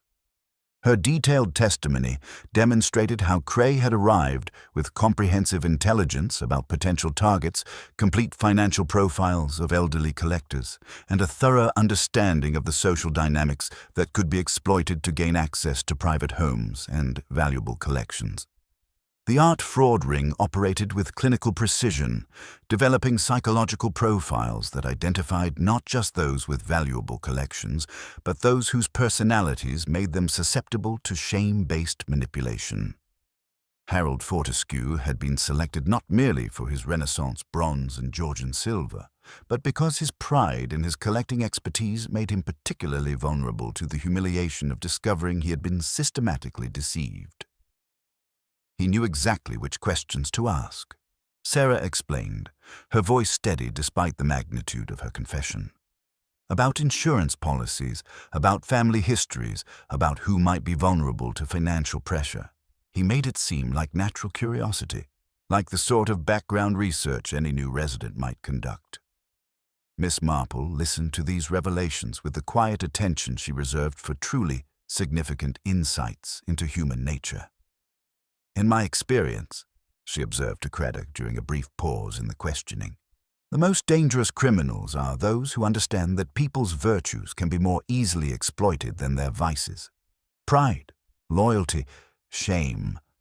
These emotions make people predictable in ways that simple greed does not." As dawn approached and the scope of the criminal enterprise became clear, Miss Marple found herself contemplating not just the immediate necessity of arresting Richard Creag, but the more complex challenge of exposing what she suspected was a larger network of accomplices who had been operating under the cover of respectability. The systematic nature of the fraud suggested coordination that extended beyond a single individual. No matter how clever or well-positioned. "Inspector," she said quietly to Craddock as they prepared the final stages of their operation, "Mr. Creag has proven himself to be a man who prides himself on his cleverness, his ability to manipulate others. A direct confrontation might merely spur him to destroy crucial evidence, or worse, to escape with the assistance of associates we haven't yet identified. Perhaps a more psychological approach would serve us better. The plan that emerged combined official surveillance with Miss Marple's understanding of criminal vanity. Scotland Yard would maintain their positions to prevent Cray's escape, but the initial approach would be designed to make him reveal not just his own guilt, but the extent of his network. Sarah's cooperation would be crucial, but Miss Marple suspected that the most telling revelations would come from allowing Cray to believe he remained in control, while gradually introducing elements that would force him to show his hand. Later that morning, as the village began to stir with its usual routines under the heavy cloud of the previous day's events, Miss Marple made a point of encountering Richard Cray near the bank, where he was making a show of preparing for what he described as a business trip to London. His appearance remained impeccable, though she noted a new tension in his jawline and a careful quality to his movements that suggested someone operating under considerable internal pressure. "Ah, Miss Marple," Cray said, his voice maintaining its practiced smoothness, though something unreadable flickered through his eyes as he met her gaze. "Dreadful business, this. I only hope Inspector Slack can get to the bottom of it swiftly. The sooner St. Mary Mead returns to normal, the better for all of us." Miss Marple's response was delivered with the gentle precision of someone who had spent decades learning to plant seeds of doubt in guilty minds. "Indeed, Mr. Cray, though I confess I sometimes find that in these matters, the bottom is not always where one expects it to be. Like a particularly clever knot, the harder one pulls directly, the tighter it becomes. Sometimes one must find the loose end that unravels the whole thing quite effortlessly." She paused, her pale blue eyes seeming to hold a lifetime of observation. It is often the small, overlooked details that betray the most elaborate designs. Wouldn't you agree? A tiny flaw in an otherwise perfect forgery, a misplaced accent mark in a carefully composed letter, or perhaps the unexpected reappearance of something thought safely disposed of. Cray's smile remained fixed, but Miss Marple observed the almost imperceptible tightening around his eyes, the brief hesitation before he resumed his casual air. Her words, seemingly innocent musings on detective work, had planted precisely the seed of uncertainty she intended. She had not accused, merely observed, leaving him to wonder exactly what unexpected reappearance she might be referring to. The psychological pressure increased throughout the day as carefully orchestrated events began to suggest that Cray's control over the situation was less complete than he believed. A message, apparently from a concerned London associate, reached him suggesting that certain packages might be under scrutiny and that documentation might have been intercepted. The communication was deliberately vague, designed to activate his paranoia without revealing the true extent of police knowledge. As afternoon shadows lengthened, the investigation took an unexpected turn when Gerald Blackwood appeared at the police station with what he claimed was urgent information about Mrs. Fortescue's missing antiques. His manner carried the concerned authority of a respected London dealer, but Miss Marple noticed details that others might overlook. The careful way he positioned himself to observe all the participants, the practiced quality of his expressions of grief and shock. "I've been reviewing my correspondence with Constance," Blackwood explained to Inspector Slack, producing a leather portfolio with professional efficiency.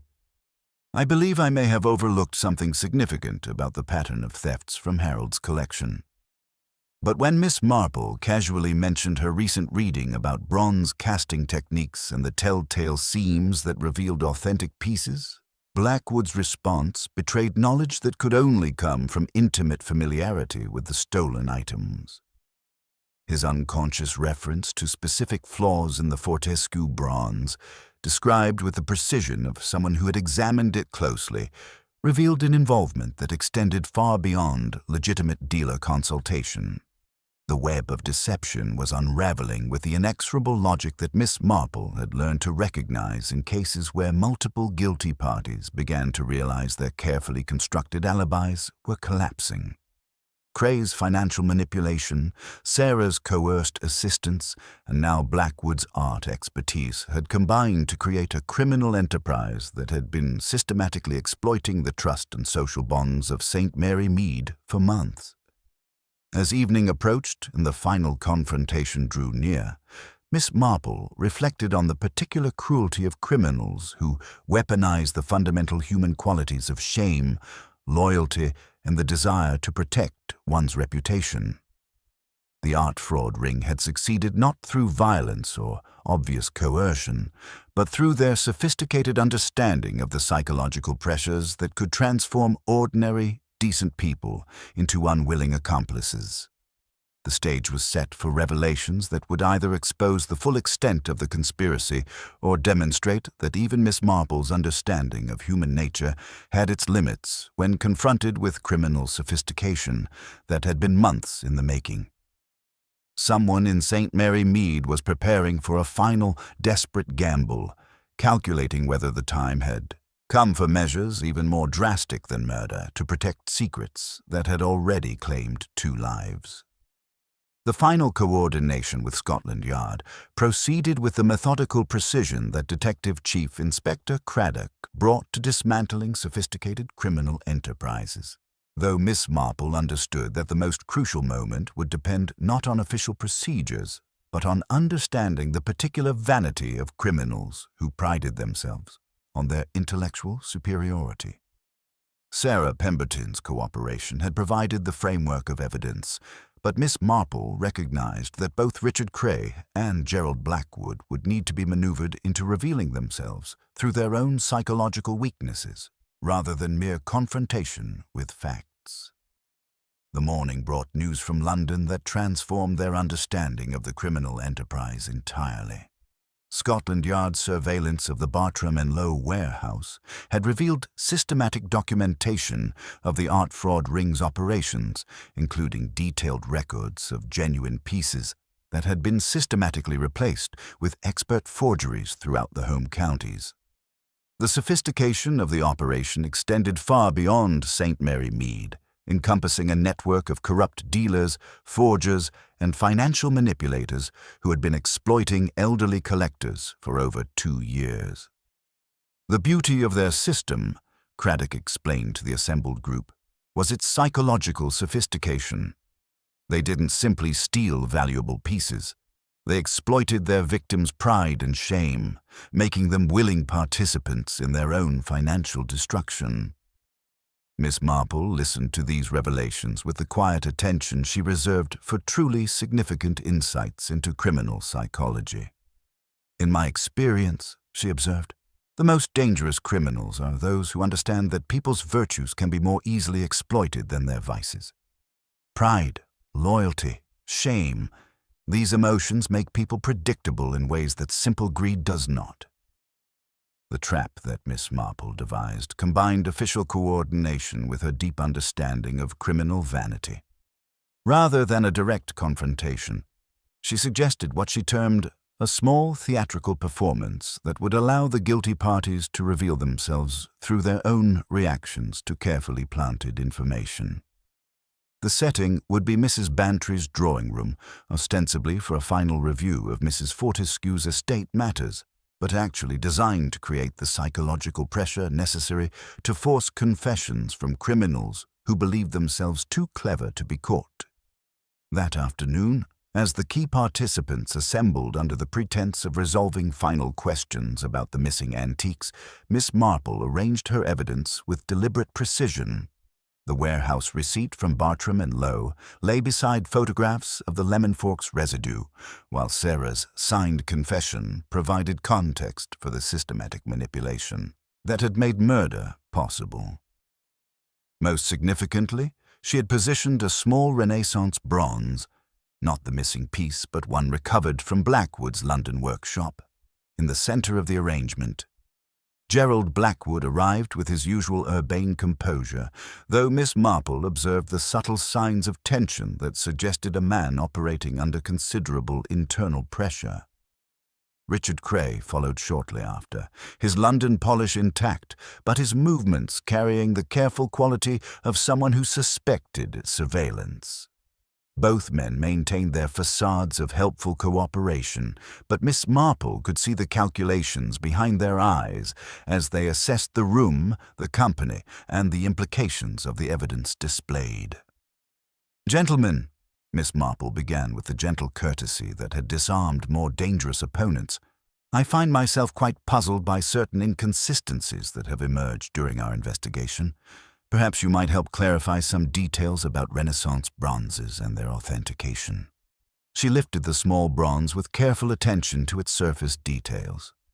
"This piece was recovered from a London workshop this morning, along with rather comprehensive records of forgery operations.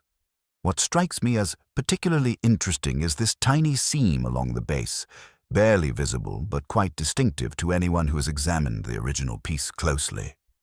Blackwood's response was immediate and telling.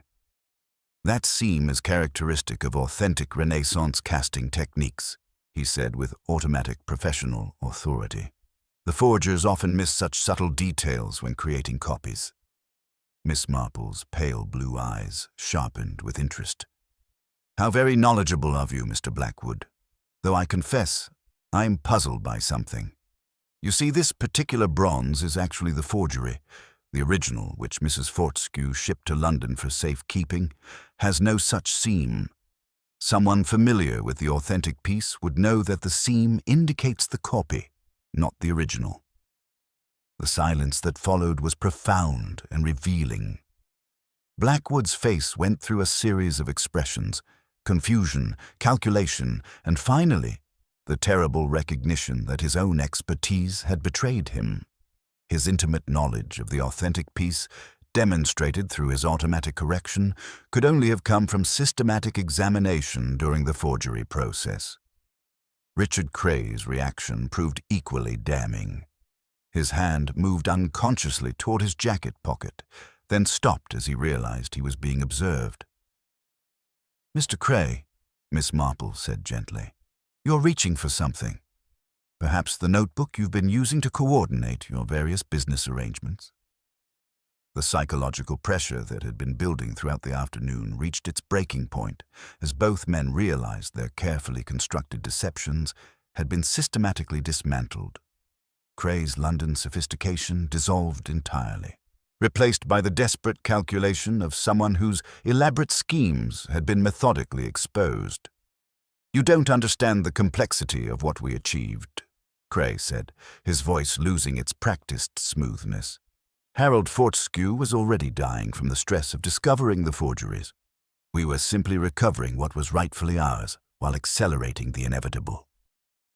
The confession that followed revealed the full scope of the criminal enterprise with chilling clarity. The art fraud ring had been targeting elderly collectors throughout the region with a sophistication that combined financial manipulation, psychological exploitation, and expert forgery techniques. Harold Fortescue had been selected after months of careful research into his collecting habits, his financial resources, and his psychological vulnerabilities.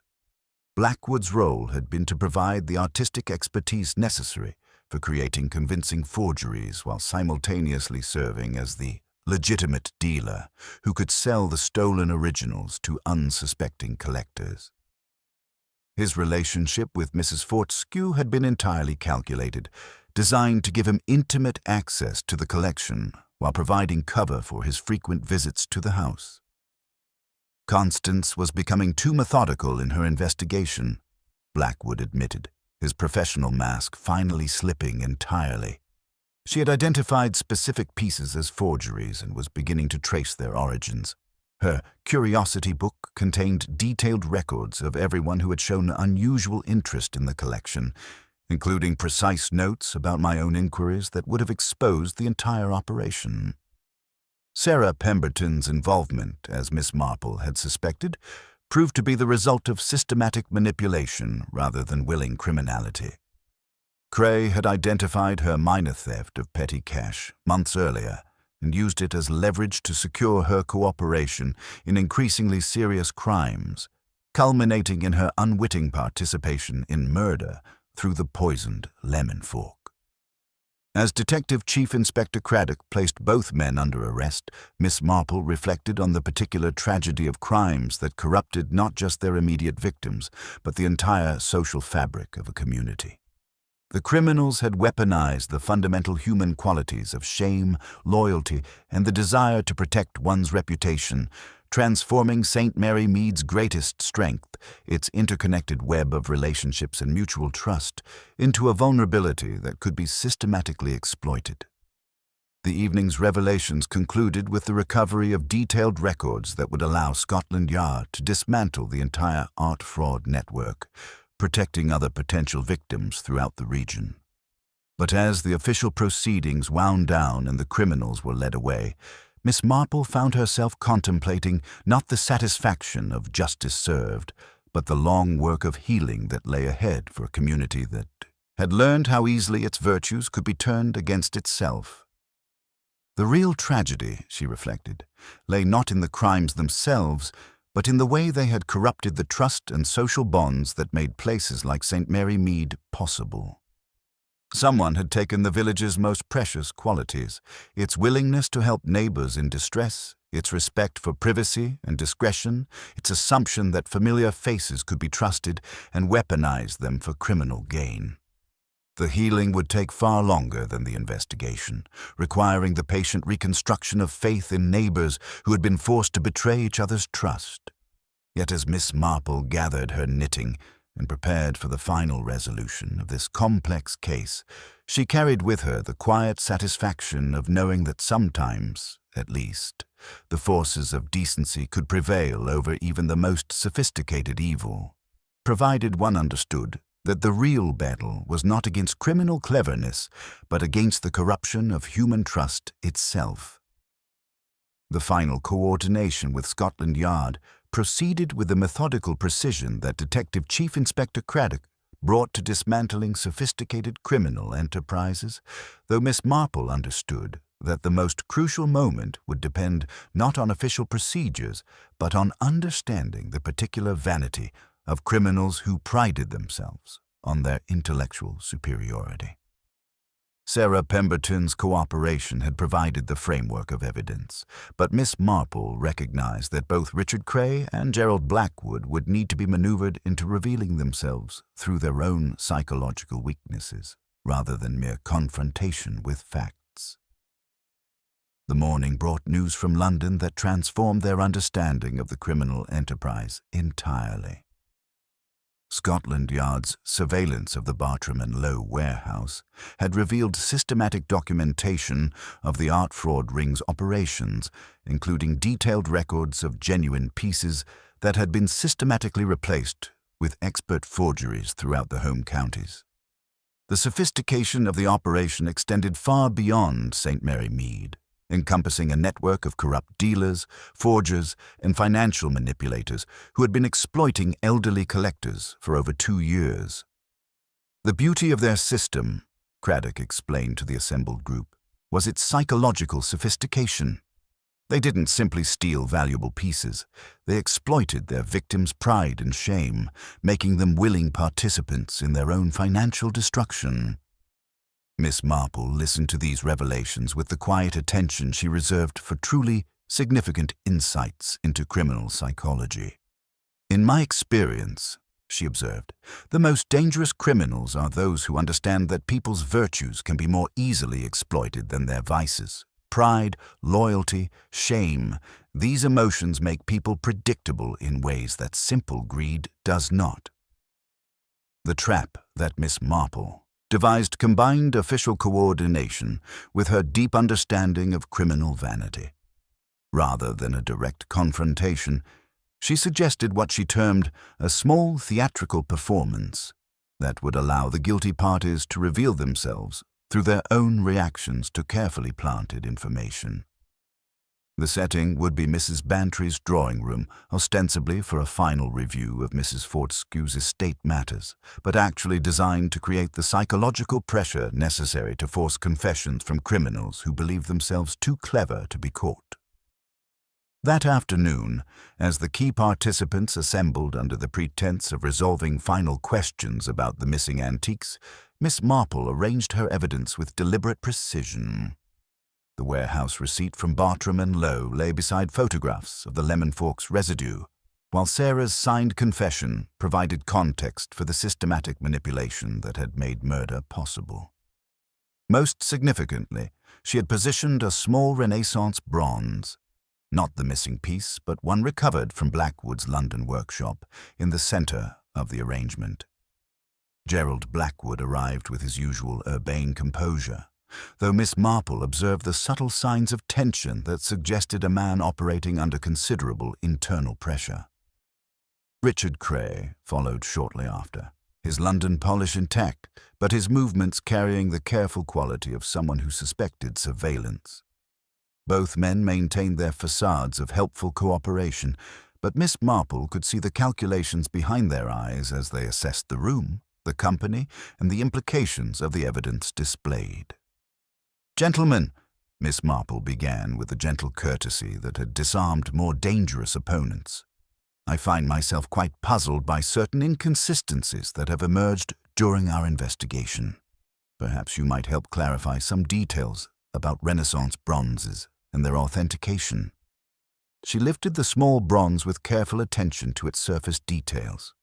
"This piece was recovered from a London workshop this morning, along with rather comprehensive records of forgery operations. What strikes me as particularly interesting is this tiny seam along the base, barely visible, but quite distinctive to anyone who has examined the original piece closely." Blackwood's response was immediate and telling. "That seam is characteristic of authentic Renaissance casting techniques," he said with automatic professional authority. "The forgers often miss such subtle details when creating copies." Miss Marple's pale blue eyes sharpened with interest. "How very knowledgeable of you, Mr. Blackwood, though I confess I'm puzzled by something. You see, this particular bronze is actually the forgery. The original, which Mrs. Fortescue shipped to London for safekeeping, has no such seam. Someone familiar with the authentic piece would know that the seam indicates the copy, not the original." The silence that followed was profound and revealing. Blackwood's face went through a series of expressions: confusion, calculation, and finally, the terrible recognition that his own expertise had betrayed him. His intimate knowledge of the authentic piece, demonstrated through his automatic correction, could only have come from systematic examination during the forgery process. Richard Cray's reaction proved equally damning. His hand moved unconsciously toward his jacket pocket, then stopped as he realized he was being observed. "Mr. Cray," Miss Marple said gently, "you're reaching for something. Perhaps the notebook you've been using to coordinate your various business arrangements."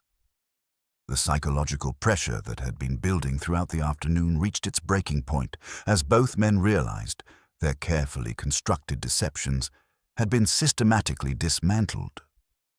Cray's London sophistication dissolved entirely, replaced by the desperate calculation of someone whose elaborate schemes had been methodically exposed.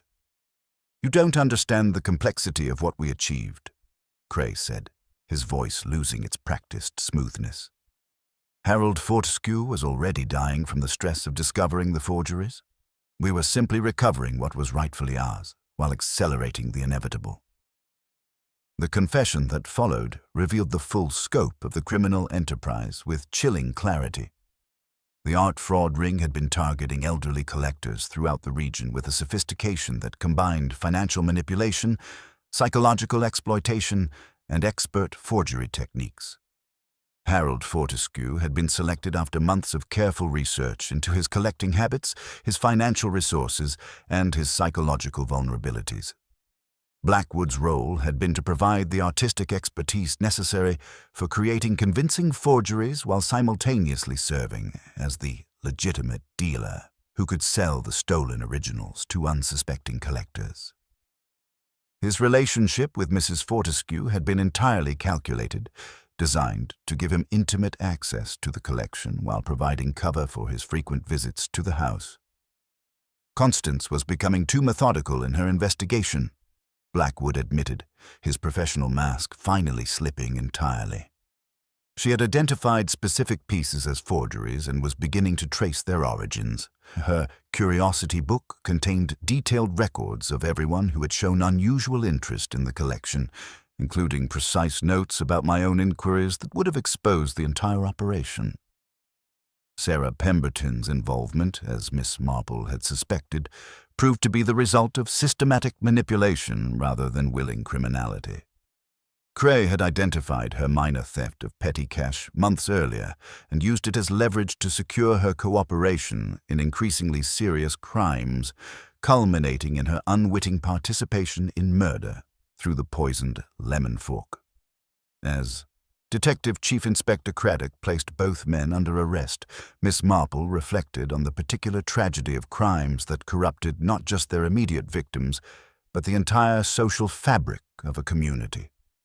The criminals had weaponized the fundamental human qualities of shame, loyalty, and the desire to protect one's reputation, transforming St. Mary Mead's greatest strength, its interconnected web of relationships and mutual trust, into a vulnerability that could be systematically exploited. The evening's revelations concluded with the recovery of detailed records that would allow Scotland Yard to dismantle the entire art fraud network, protecting other potential victims throughout the region. But as the official proceedings wound down and the criminals were led away, Miss Marple found herself contemplating not the satisfaction of justice served, but the long work of healing that lay ahead for a community that had learned how easily its virtues could be turned against itself. The real tragedy, she reflected, lay not in the crimes themselves, but in the way they had corrupted the trust and social bonds that made places like St. Mary Mead possible. Someone had taken the village's most precious qualities, its willingness to help neighbors in distress, its respect for privacy and discretion, its assumption that familiar faces could be trusted, and weaponized them for criminal gain. The healing would take far longer than the investigation, requiring the patient reconstruction of faith in neighbors who had been forced to betray each other's trust. Yet as Miss Marple gathered her knitting and prepared for the final resolution of this complex case, she carried with her the quiet satisfaction of knowing that sometimes, at least, the forces of decency could prevail over even the most sophisticated evil, provided one understood that the real battle was not against criminal cleverness, but against the corruption of human trust itself. The drawing room at Danesfield House emptied with the measured pace that follows decisive action, yet Miss Marple remained seated, her knitting needles clicking with thoughtful rhythm as Inspector Slack returned from seeing the prisoners off with Detective Chief Inspector Craddock's men. The satisfied set of his jaw gave way to a faintly puzzled expression as he found her still positioned where she could observe the remaining participants, her pale blue eyes reflecting a concern that suggested one crucial detail remained unresolved. "There is just one point that requires clarification, Inspector," Miss Marple said with the gentle precision that had characterized her observations throughout the investigation. "We have established the broader criminal enterprise and identified the key participants, but the specific question of who actually applied the poison to the lemon fork deserves our attention." Inspector Slack's frown deepened as he consulted his notes. Cray had access to the kitchen and the opportunity to prepare the weapon. Blackwood had the motive and the intimate knowledge of Mrs. Fortescue's habits. Miss Marple nodded thoughtfully, her fingers never pausing in their steady work. Indeed, both men possessed the means and opportunity, but successful poisoning requires more than preparation. It demands absolute certainty about delivery. You see, Inspector, a poisoned lemon slice is rather like a card trick. One must be completely confident which card the spectator will select. She set down her knitting and gestured toward the conservatory table, now cleared but still bearing the invisible weight of tragedy. Mr. Cray understood the principle perfectly. His presence in the kitchen, his inquiries about the tea preparations, his access to the telephone, all of this gave him opportunity to coat the serving fork with digitalis. But there remained the fundamental problem of certainty. Mrs. Fortescue did not always take lemon with her tea, and there were many observant eyes in the conservatory. Inspector Slack leaned forward with growing interest. Yet she did take lemon on this particular occasion. Because, Miss Marple continued with quiet satisfaction, Miss Pemberton had been carefully instructed to ensure Mrs. Fortescue's selection through the subtle manipulations that women understand so well in the service of hospitality.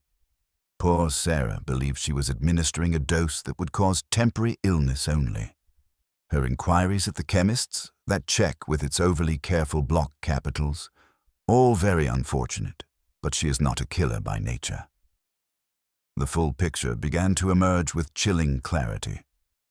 Sarah Pemberton's role had been that of an unwitting accomplice, manipulated through her financial desperation and family loyalty into ensuring the poison reached its intended target.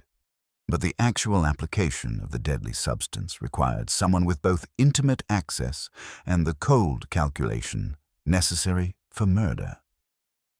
The person who could afford no uncertainty, Miss Marple explained, was the one whose entire livelihood depended upon Mrs. Fortescue never completing her methodical investigation. You recall that lemon pip we discovered, flattened against the underside of the fork handle. That represents haste, Inspector. The nervous pressure of someone working quickly after the table was laid, when guests were gathering and time was running short. Inspector Slack's understanding sharpened as the final pieces fell into place. Blackwood was at Mrs. Fortescue's elbow throughout the afternoon. His possessive behavior, his constant attention to her comfort. Precisely. Before they were seated, he made a small adjustment to her chair. Do you remember? A very minor courtesy. Yet it positioned him where he could, with his back to the room and under cover of gallant conversation, remove the fork, pass it briefly along a prepared scrap of lemon peel treated with concentrated digitalis, and replace it exactly where Miss Pemberton would find it when serving. The scrap of evidence that Mrs. Braddock had discovered in the wastebasket after the break-in now made perfect sense. Blackwood had returned to dispose of the prepared lemon peel, wrapped in paper and bearing the same crystalline residue found on the serving fork. His nervousness had led him to drop the Bartram and Lowe warehouse tag, providing the final link between the art fraud and the murder. Mr. Cray provided the organizational framework and the psychological manipulation, Miss Marple concluded.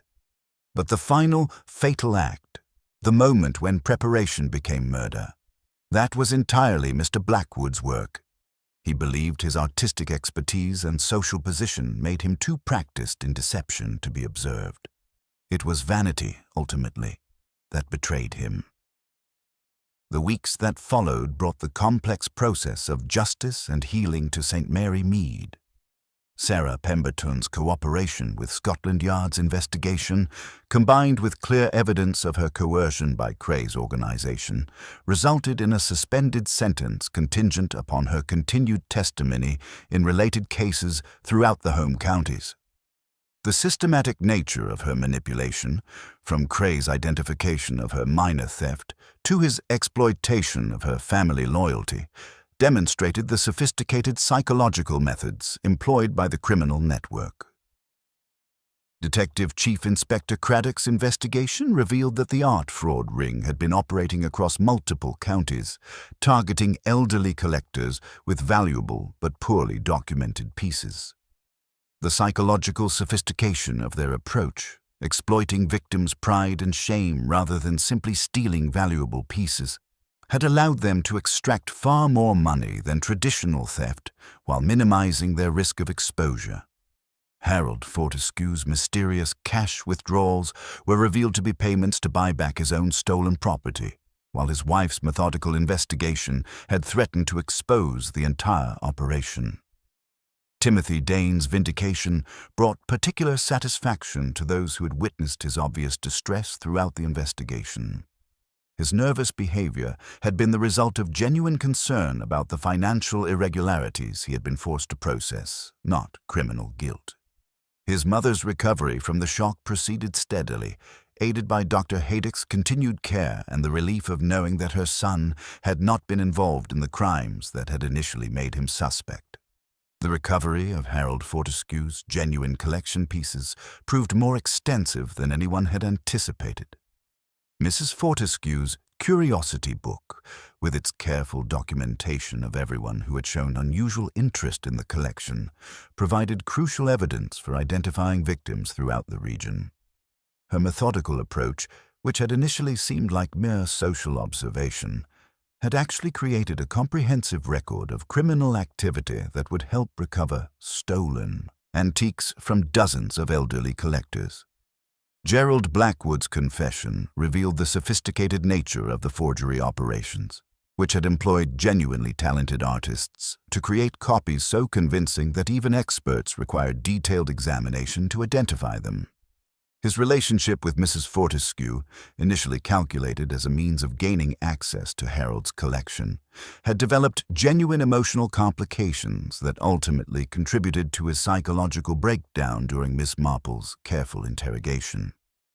As autumn settled over St. Mary Mead and the immediate drama of the investigation faded into memory, the village began the slow process of rebuilding trust among neighbors who had been forced to suspect each other. The memorial service for Mrs. Fortescue, delayed until the criminal proceedings were complete, provided an opportunity for the community to acknowledge both her tragic death and a crucial role in exposing the crimes committed against her late husband. Mrs. Weatherby's reaction to the revelations proved particularly instructive, as her initial satisfaction at having her suspicions vindicated gave way to genuine remorse when she understood the true circumstances. Her moral certainty, which had seemed so annoying during the garden party, revealed itself as a form of community protection that had actually identified genuine problems, though she had misinterpreted their nature entirely. Miss Marple, observing the village's gradual return to normalcy, reflected on the broader lessons that emerged from their experience with sophisticated criminal manipulation. The case had demonstrated that the greatest threats to community life often came not from obvious villains, but from those who understood social dynamics well enough to exploit them systematically. In the end, she observed to Mrs. Bantry, as they walked through the village lanes where September sunshine was giving way to autumn's crisp clarity, the criminals succeeded temporarily, not because they were more clever than honest people, but because they understood that decent individuals often assume others share their basic moral framework.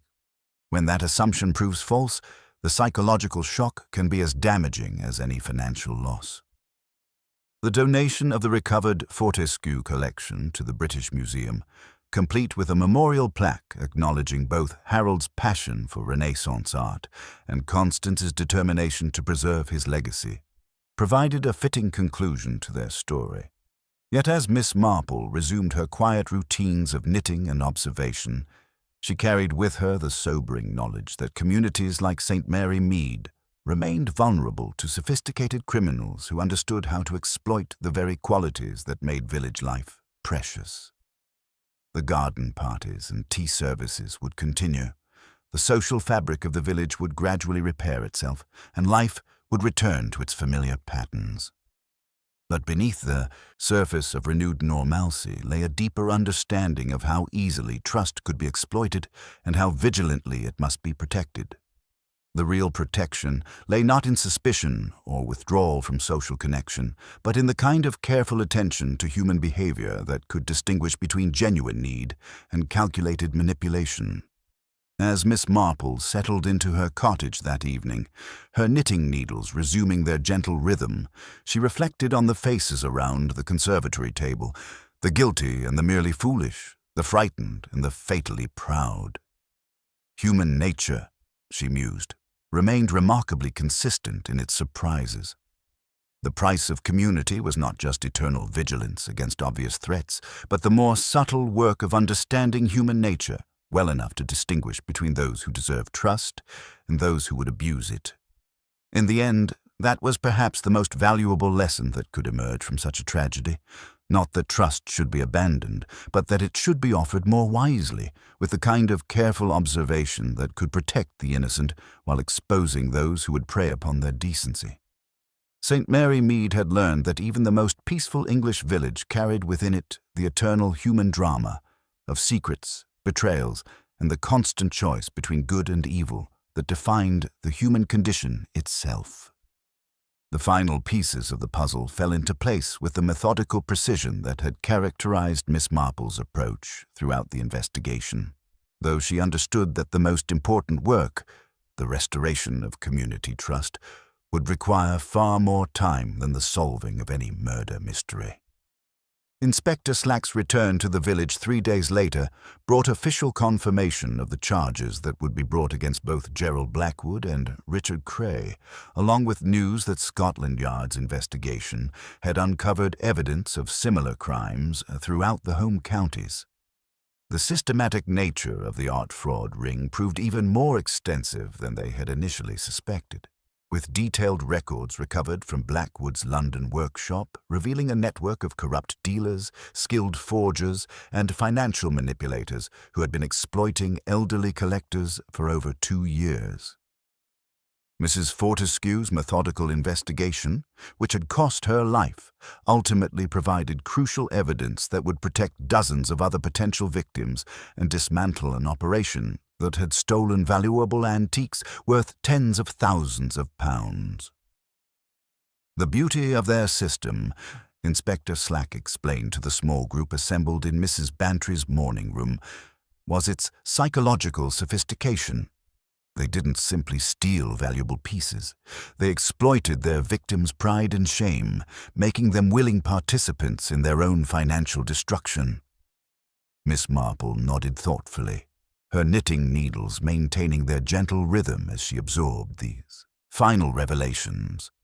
In my experience, Inspector, the most dangerous criminals are those who understand that people's virtues can be more easily exploited than their vices. Pride, loyalty, shame. These emotions make people predictable in ways that simple greed does not. The resolution of Sarah Pemberton's situation brought both relief and sadness to those who had known her as the village's conscientious librarian. Her cooperation with Scotland Yard's investigation, combined with clear evidence of her coercion by Cray's organization, resulted in a suspended sentence contingent upon her continued testimony in related cases. Yet the psychological damage of her manipulation, from Cray's identification of her minor theft to his exploitation of her family loyalty, demonstrated the sophisticated methods employed by the criminal network. "I never intended for anyone to be hurt," Sarah had whispered during her final conversation with Miss Marple, her composure finally breaking entirely. "He said Mrs. Fortescue would just become ill enough to stop her investigation. He said the digitalis dose was carefully calculated, that she would recover. I believed him because I needed to believe him." Miss Marple's gentle response carried the understanding that came from decades of observing human nature under pressure. "My dear, you were as much a victim as Mrs. Fortescue, though the law may not see it that way. But you can still help prevent others from suffering as you have." Sarah's departure from St. Mary Mead came quietly, with a position secured at a charitable organization in London working with elderly victims of fraud. Her experience, however painful, had given her unique insight into the psychological impact of such crimes and the long process of recovery that victims required. "I want to help others avoid what happened to Mr. and Mrs. Fortescue," she explained in her farewell letter to Miss Marple, "and perhaps in time I can make some amends for my part in their tragedy." The vindication of Timothy Dane brought particular satisfaction to those who had witnessed his obvious distress throughout the investigation. His nervous behavior had been the result of genuine concern about the financial irregularities he had been forced to process, not criminal guilt. His mother's recovery from the shock proceeded steadily, aided by Dr. Haydock's continued care and the relief of knowing that her son's integrity had been publicly confirmed. The bank's response to the revelations proved swift and comprehensive, with new security procedures implemented to prevent similar exploitation in the future. Timothy's promotion to a supervisory role reflected both his vindication and his valuable experience in recognizing the signs of financial manipulation that others might overlook. As October settled over St. Mary Mead with its characteristic mixture of golden light and gathering shadows, the village began the slow process of rebuilding trust among neighbors who had been forced to suspect each other. Mrs. Weatherby's moral certainty had been somewhat chastened by the revelation that her suspicions, while identifying genuine problems, had focused on the wrong targets entirely. Her subsequent efforts to organize community support for other elderly residents showed a new humility that Miss Marple found encouraging. The memorial service for Mrs. Fortescue, delayed until the criminal proceedings were complete, provided an opportunity for the community to acknowledge both her tragic death and her crucial role in exposing the crimes committed against her late husband.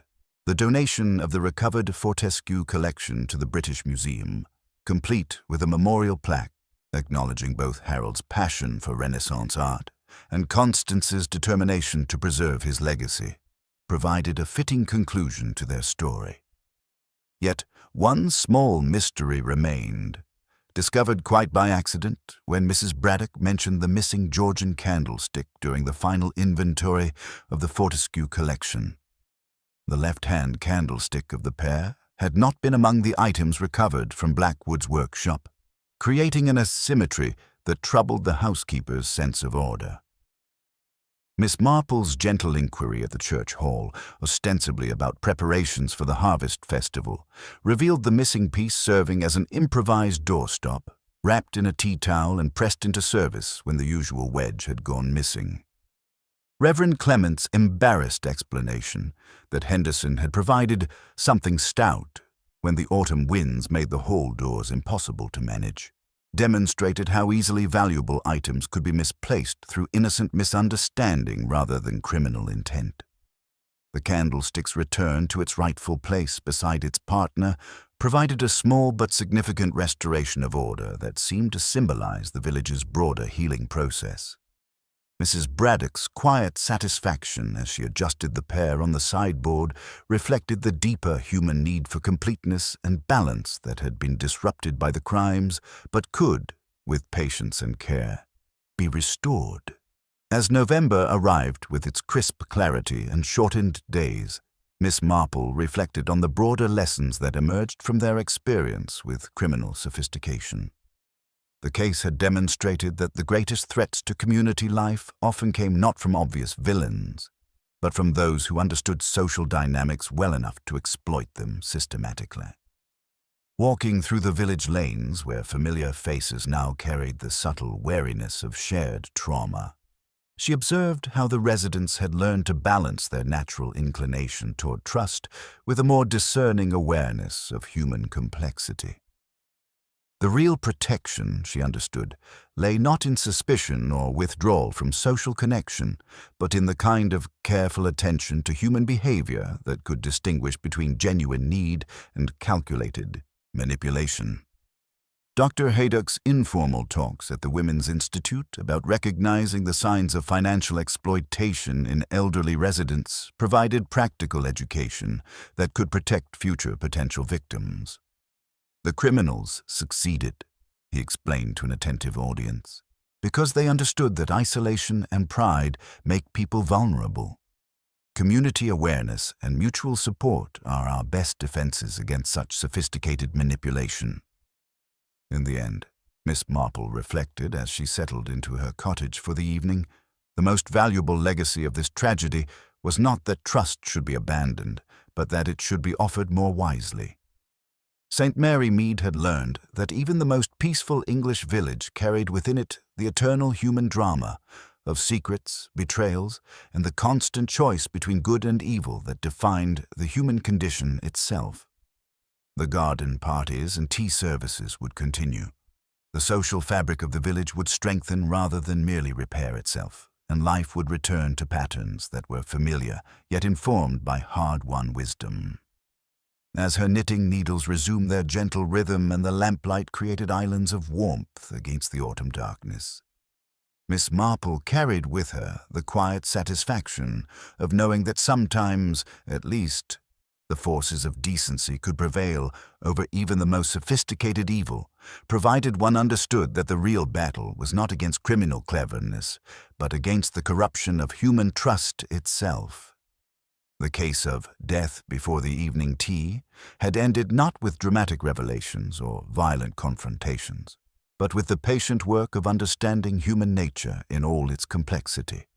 A reminder that the most profound mysteries were often solved not through brilliant deduction, but through the simple willingness to observe, to listen, and to remember that beneath every crime lay the eternal human story of choices made and consequences faced. The December frost that settled over St. Mary Mead brought with it a crystalline clarity that seemed to reflect the village's gradual emergence from the shadows of tragedy into something resembling peace, though it was a peace informed by hard-won wisdom rather than mere innocence.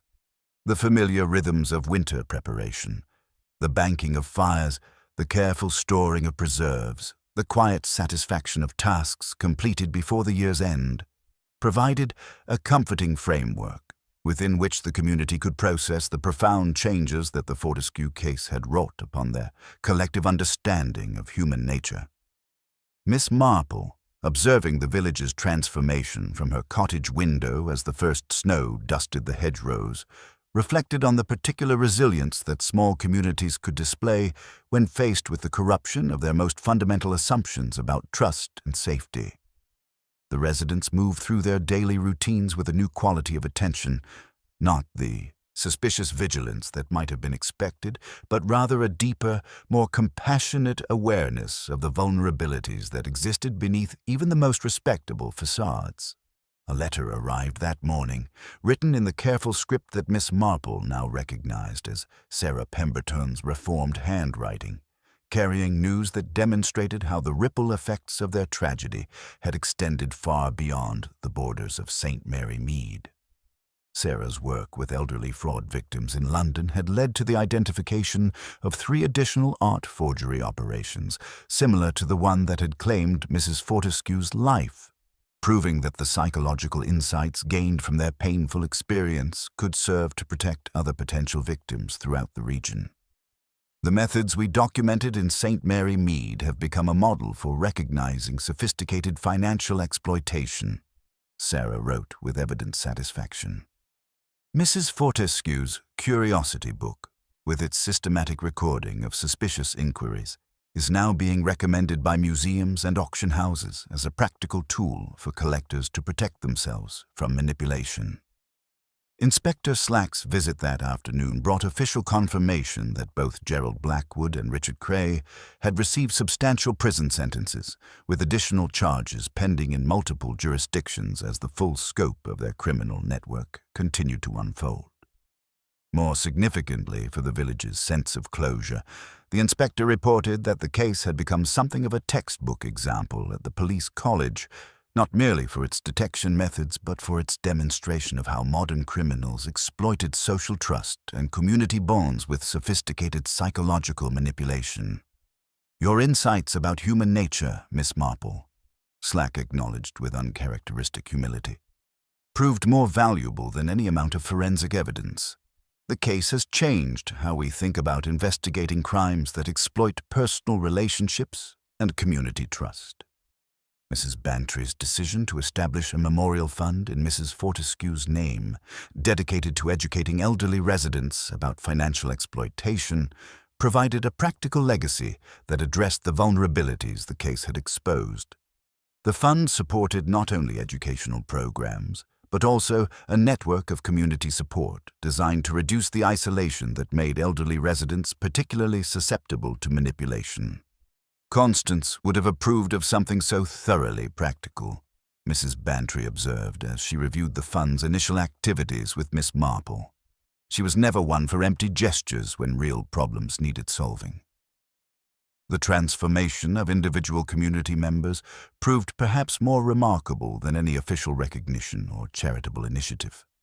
Timothy Dane, his nervous energy now channeled into constructive vigilance, had been promoted to a supervisory position at the bank where his experience with recognizing financial irregularities made him invaluable in protecting other customers from similar exploitation.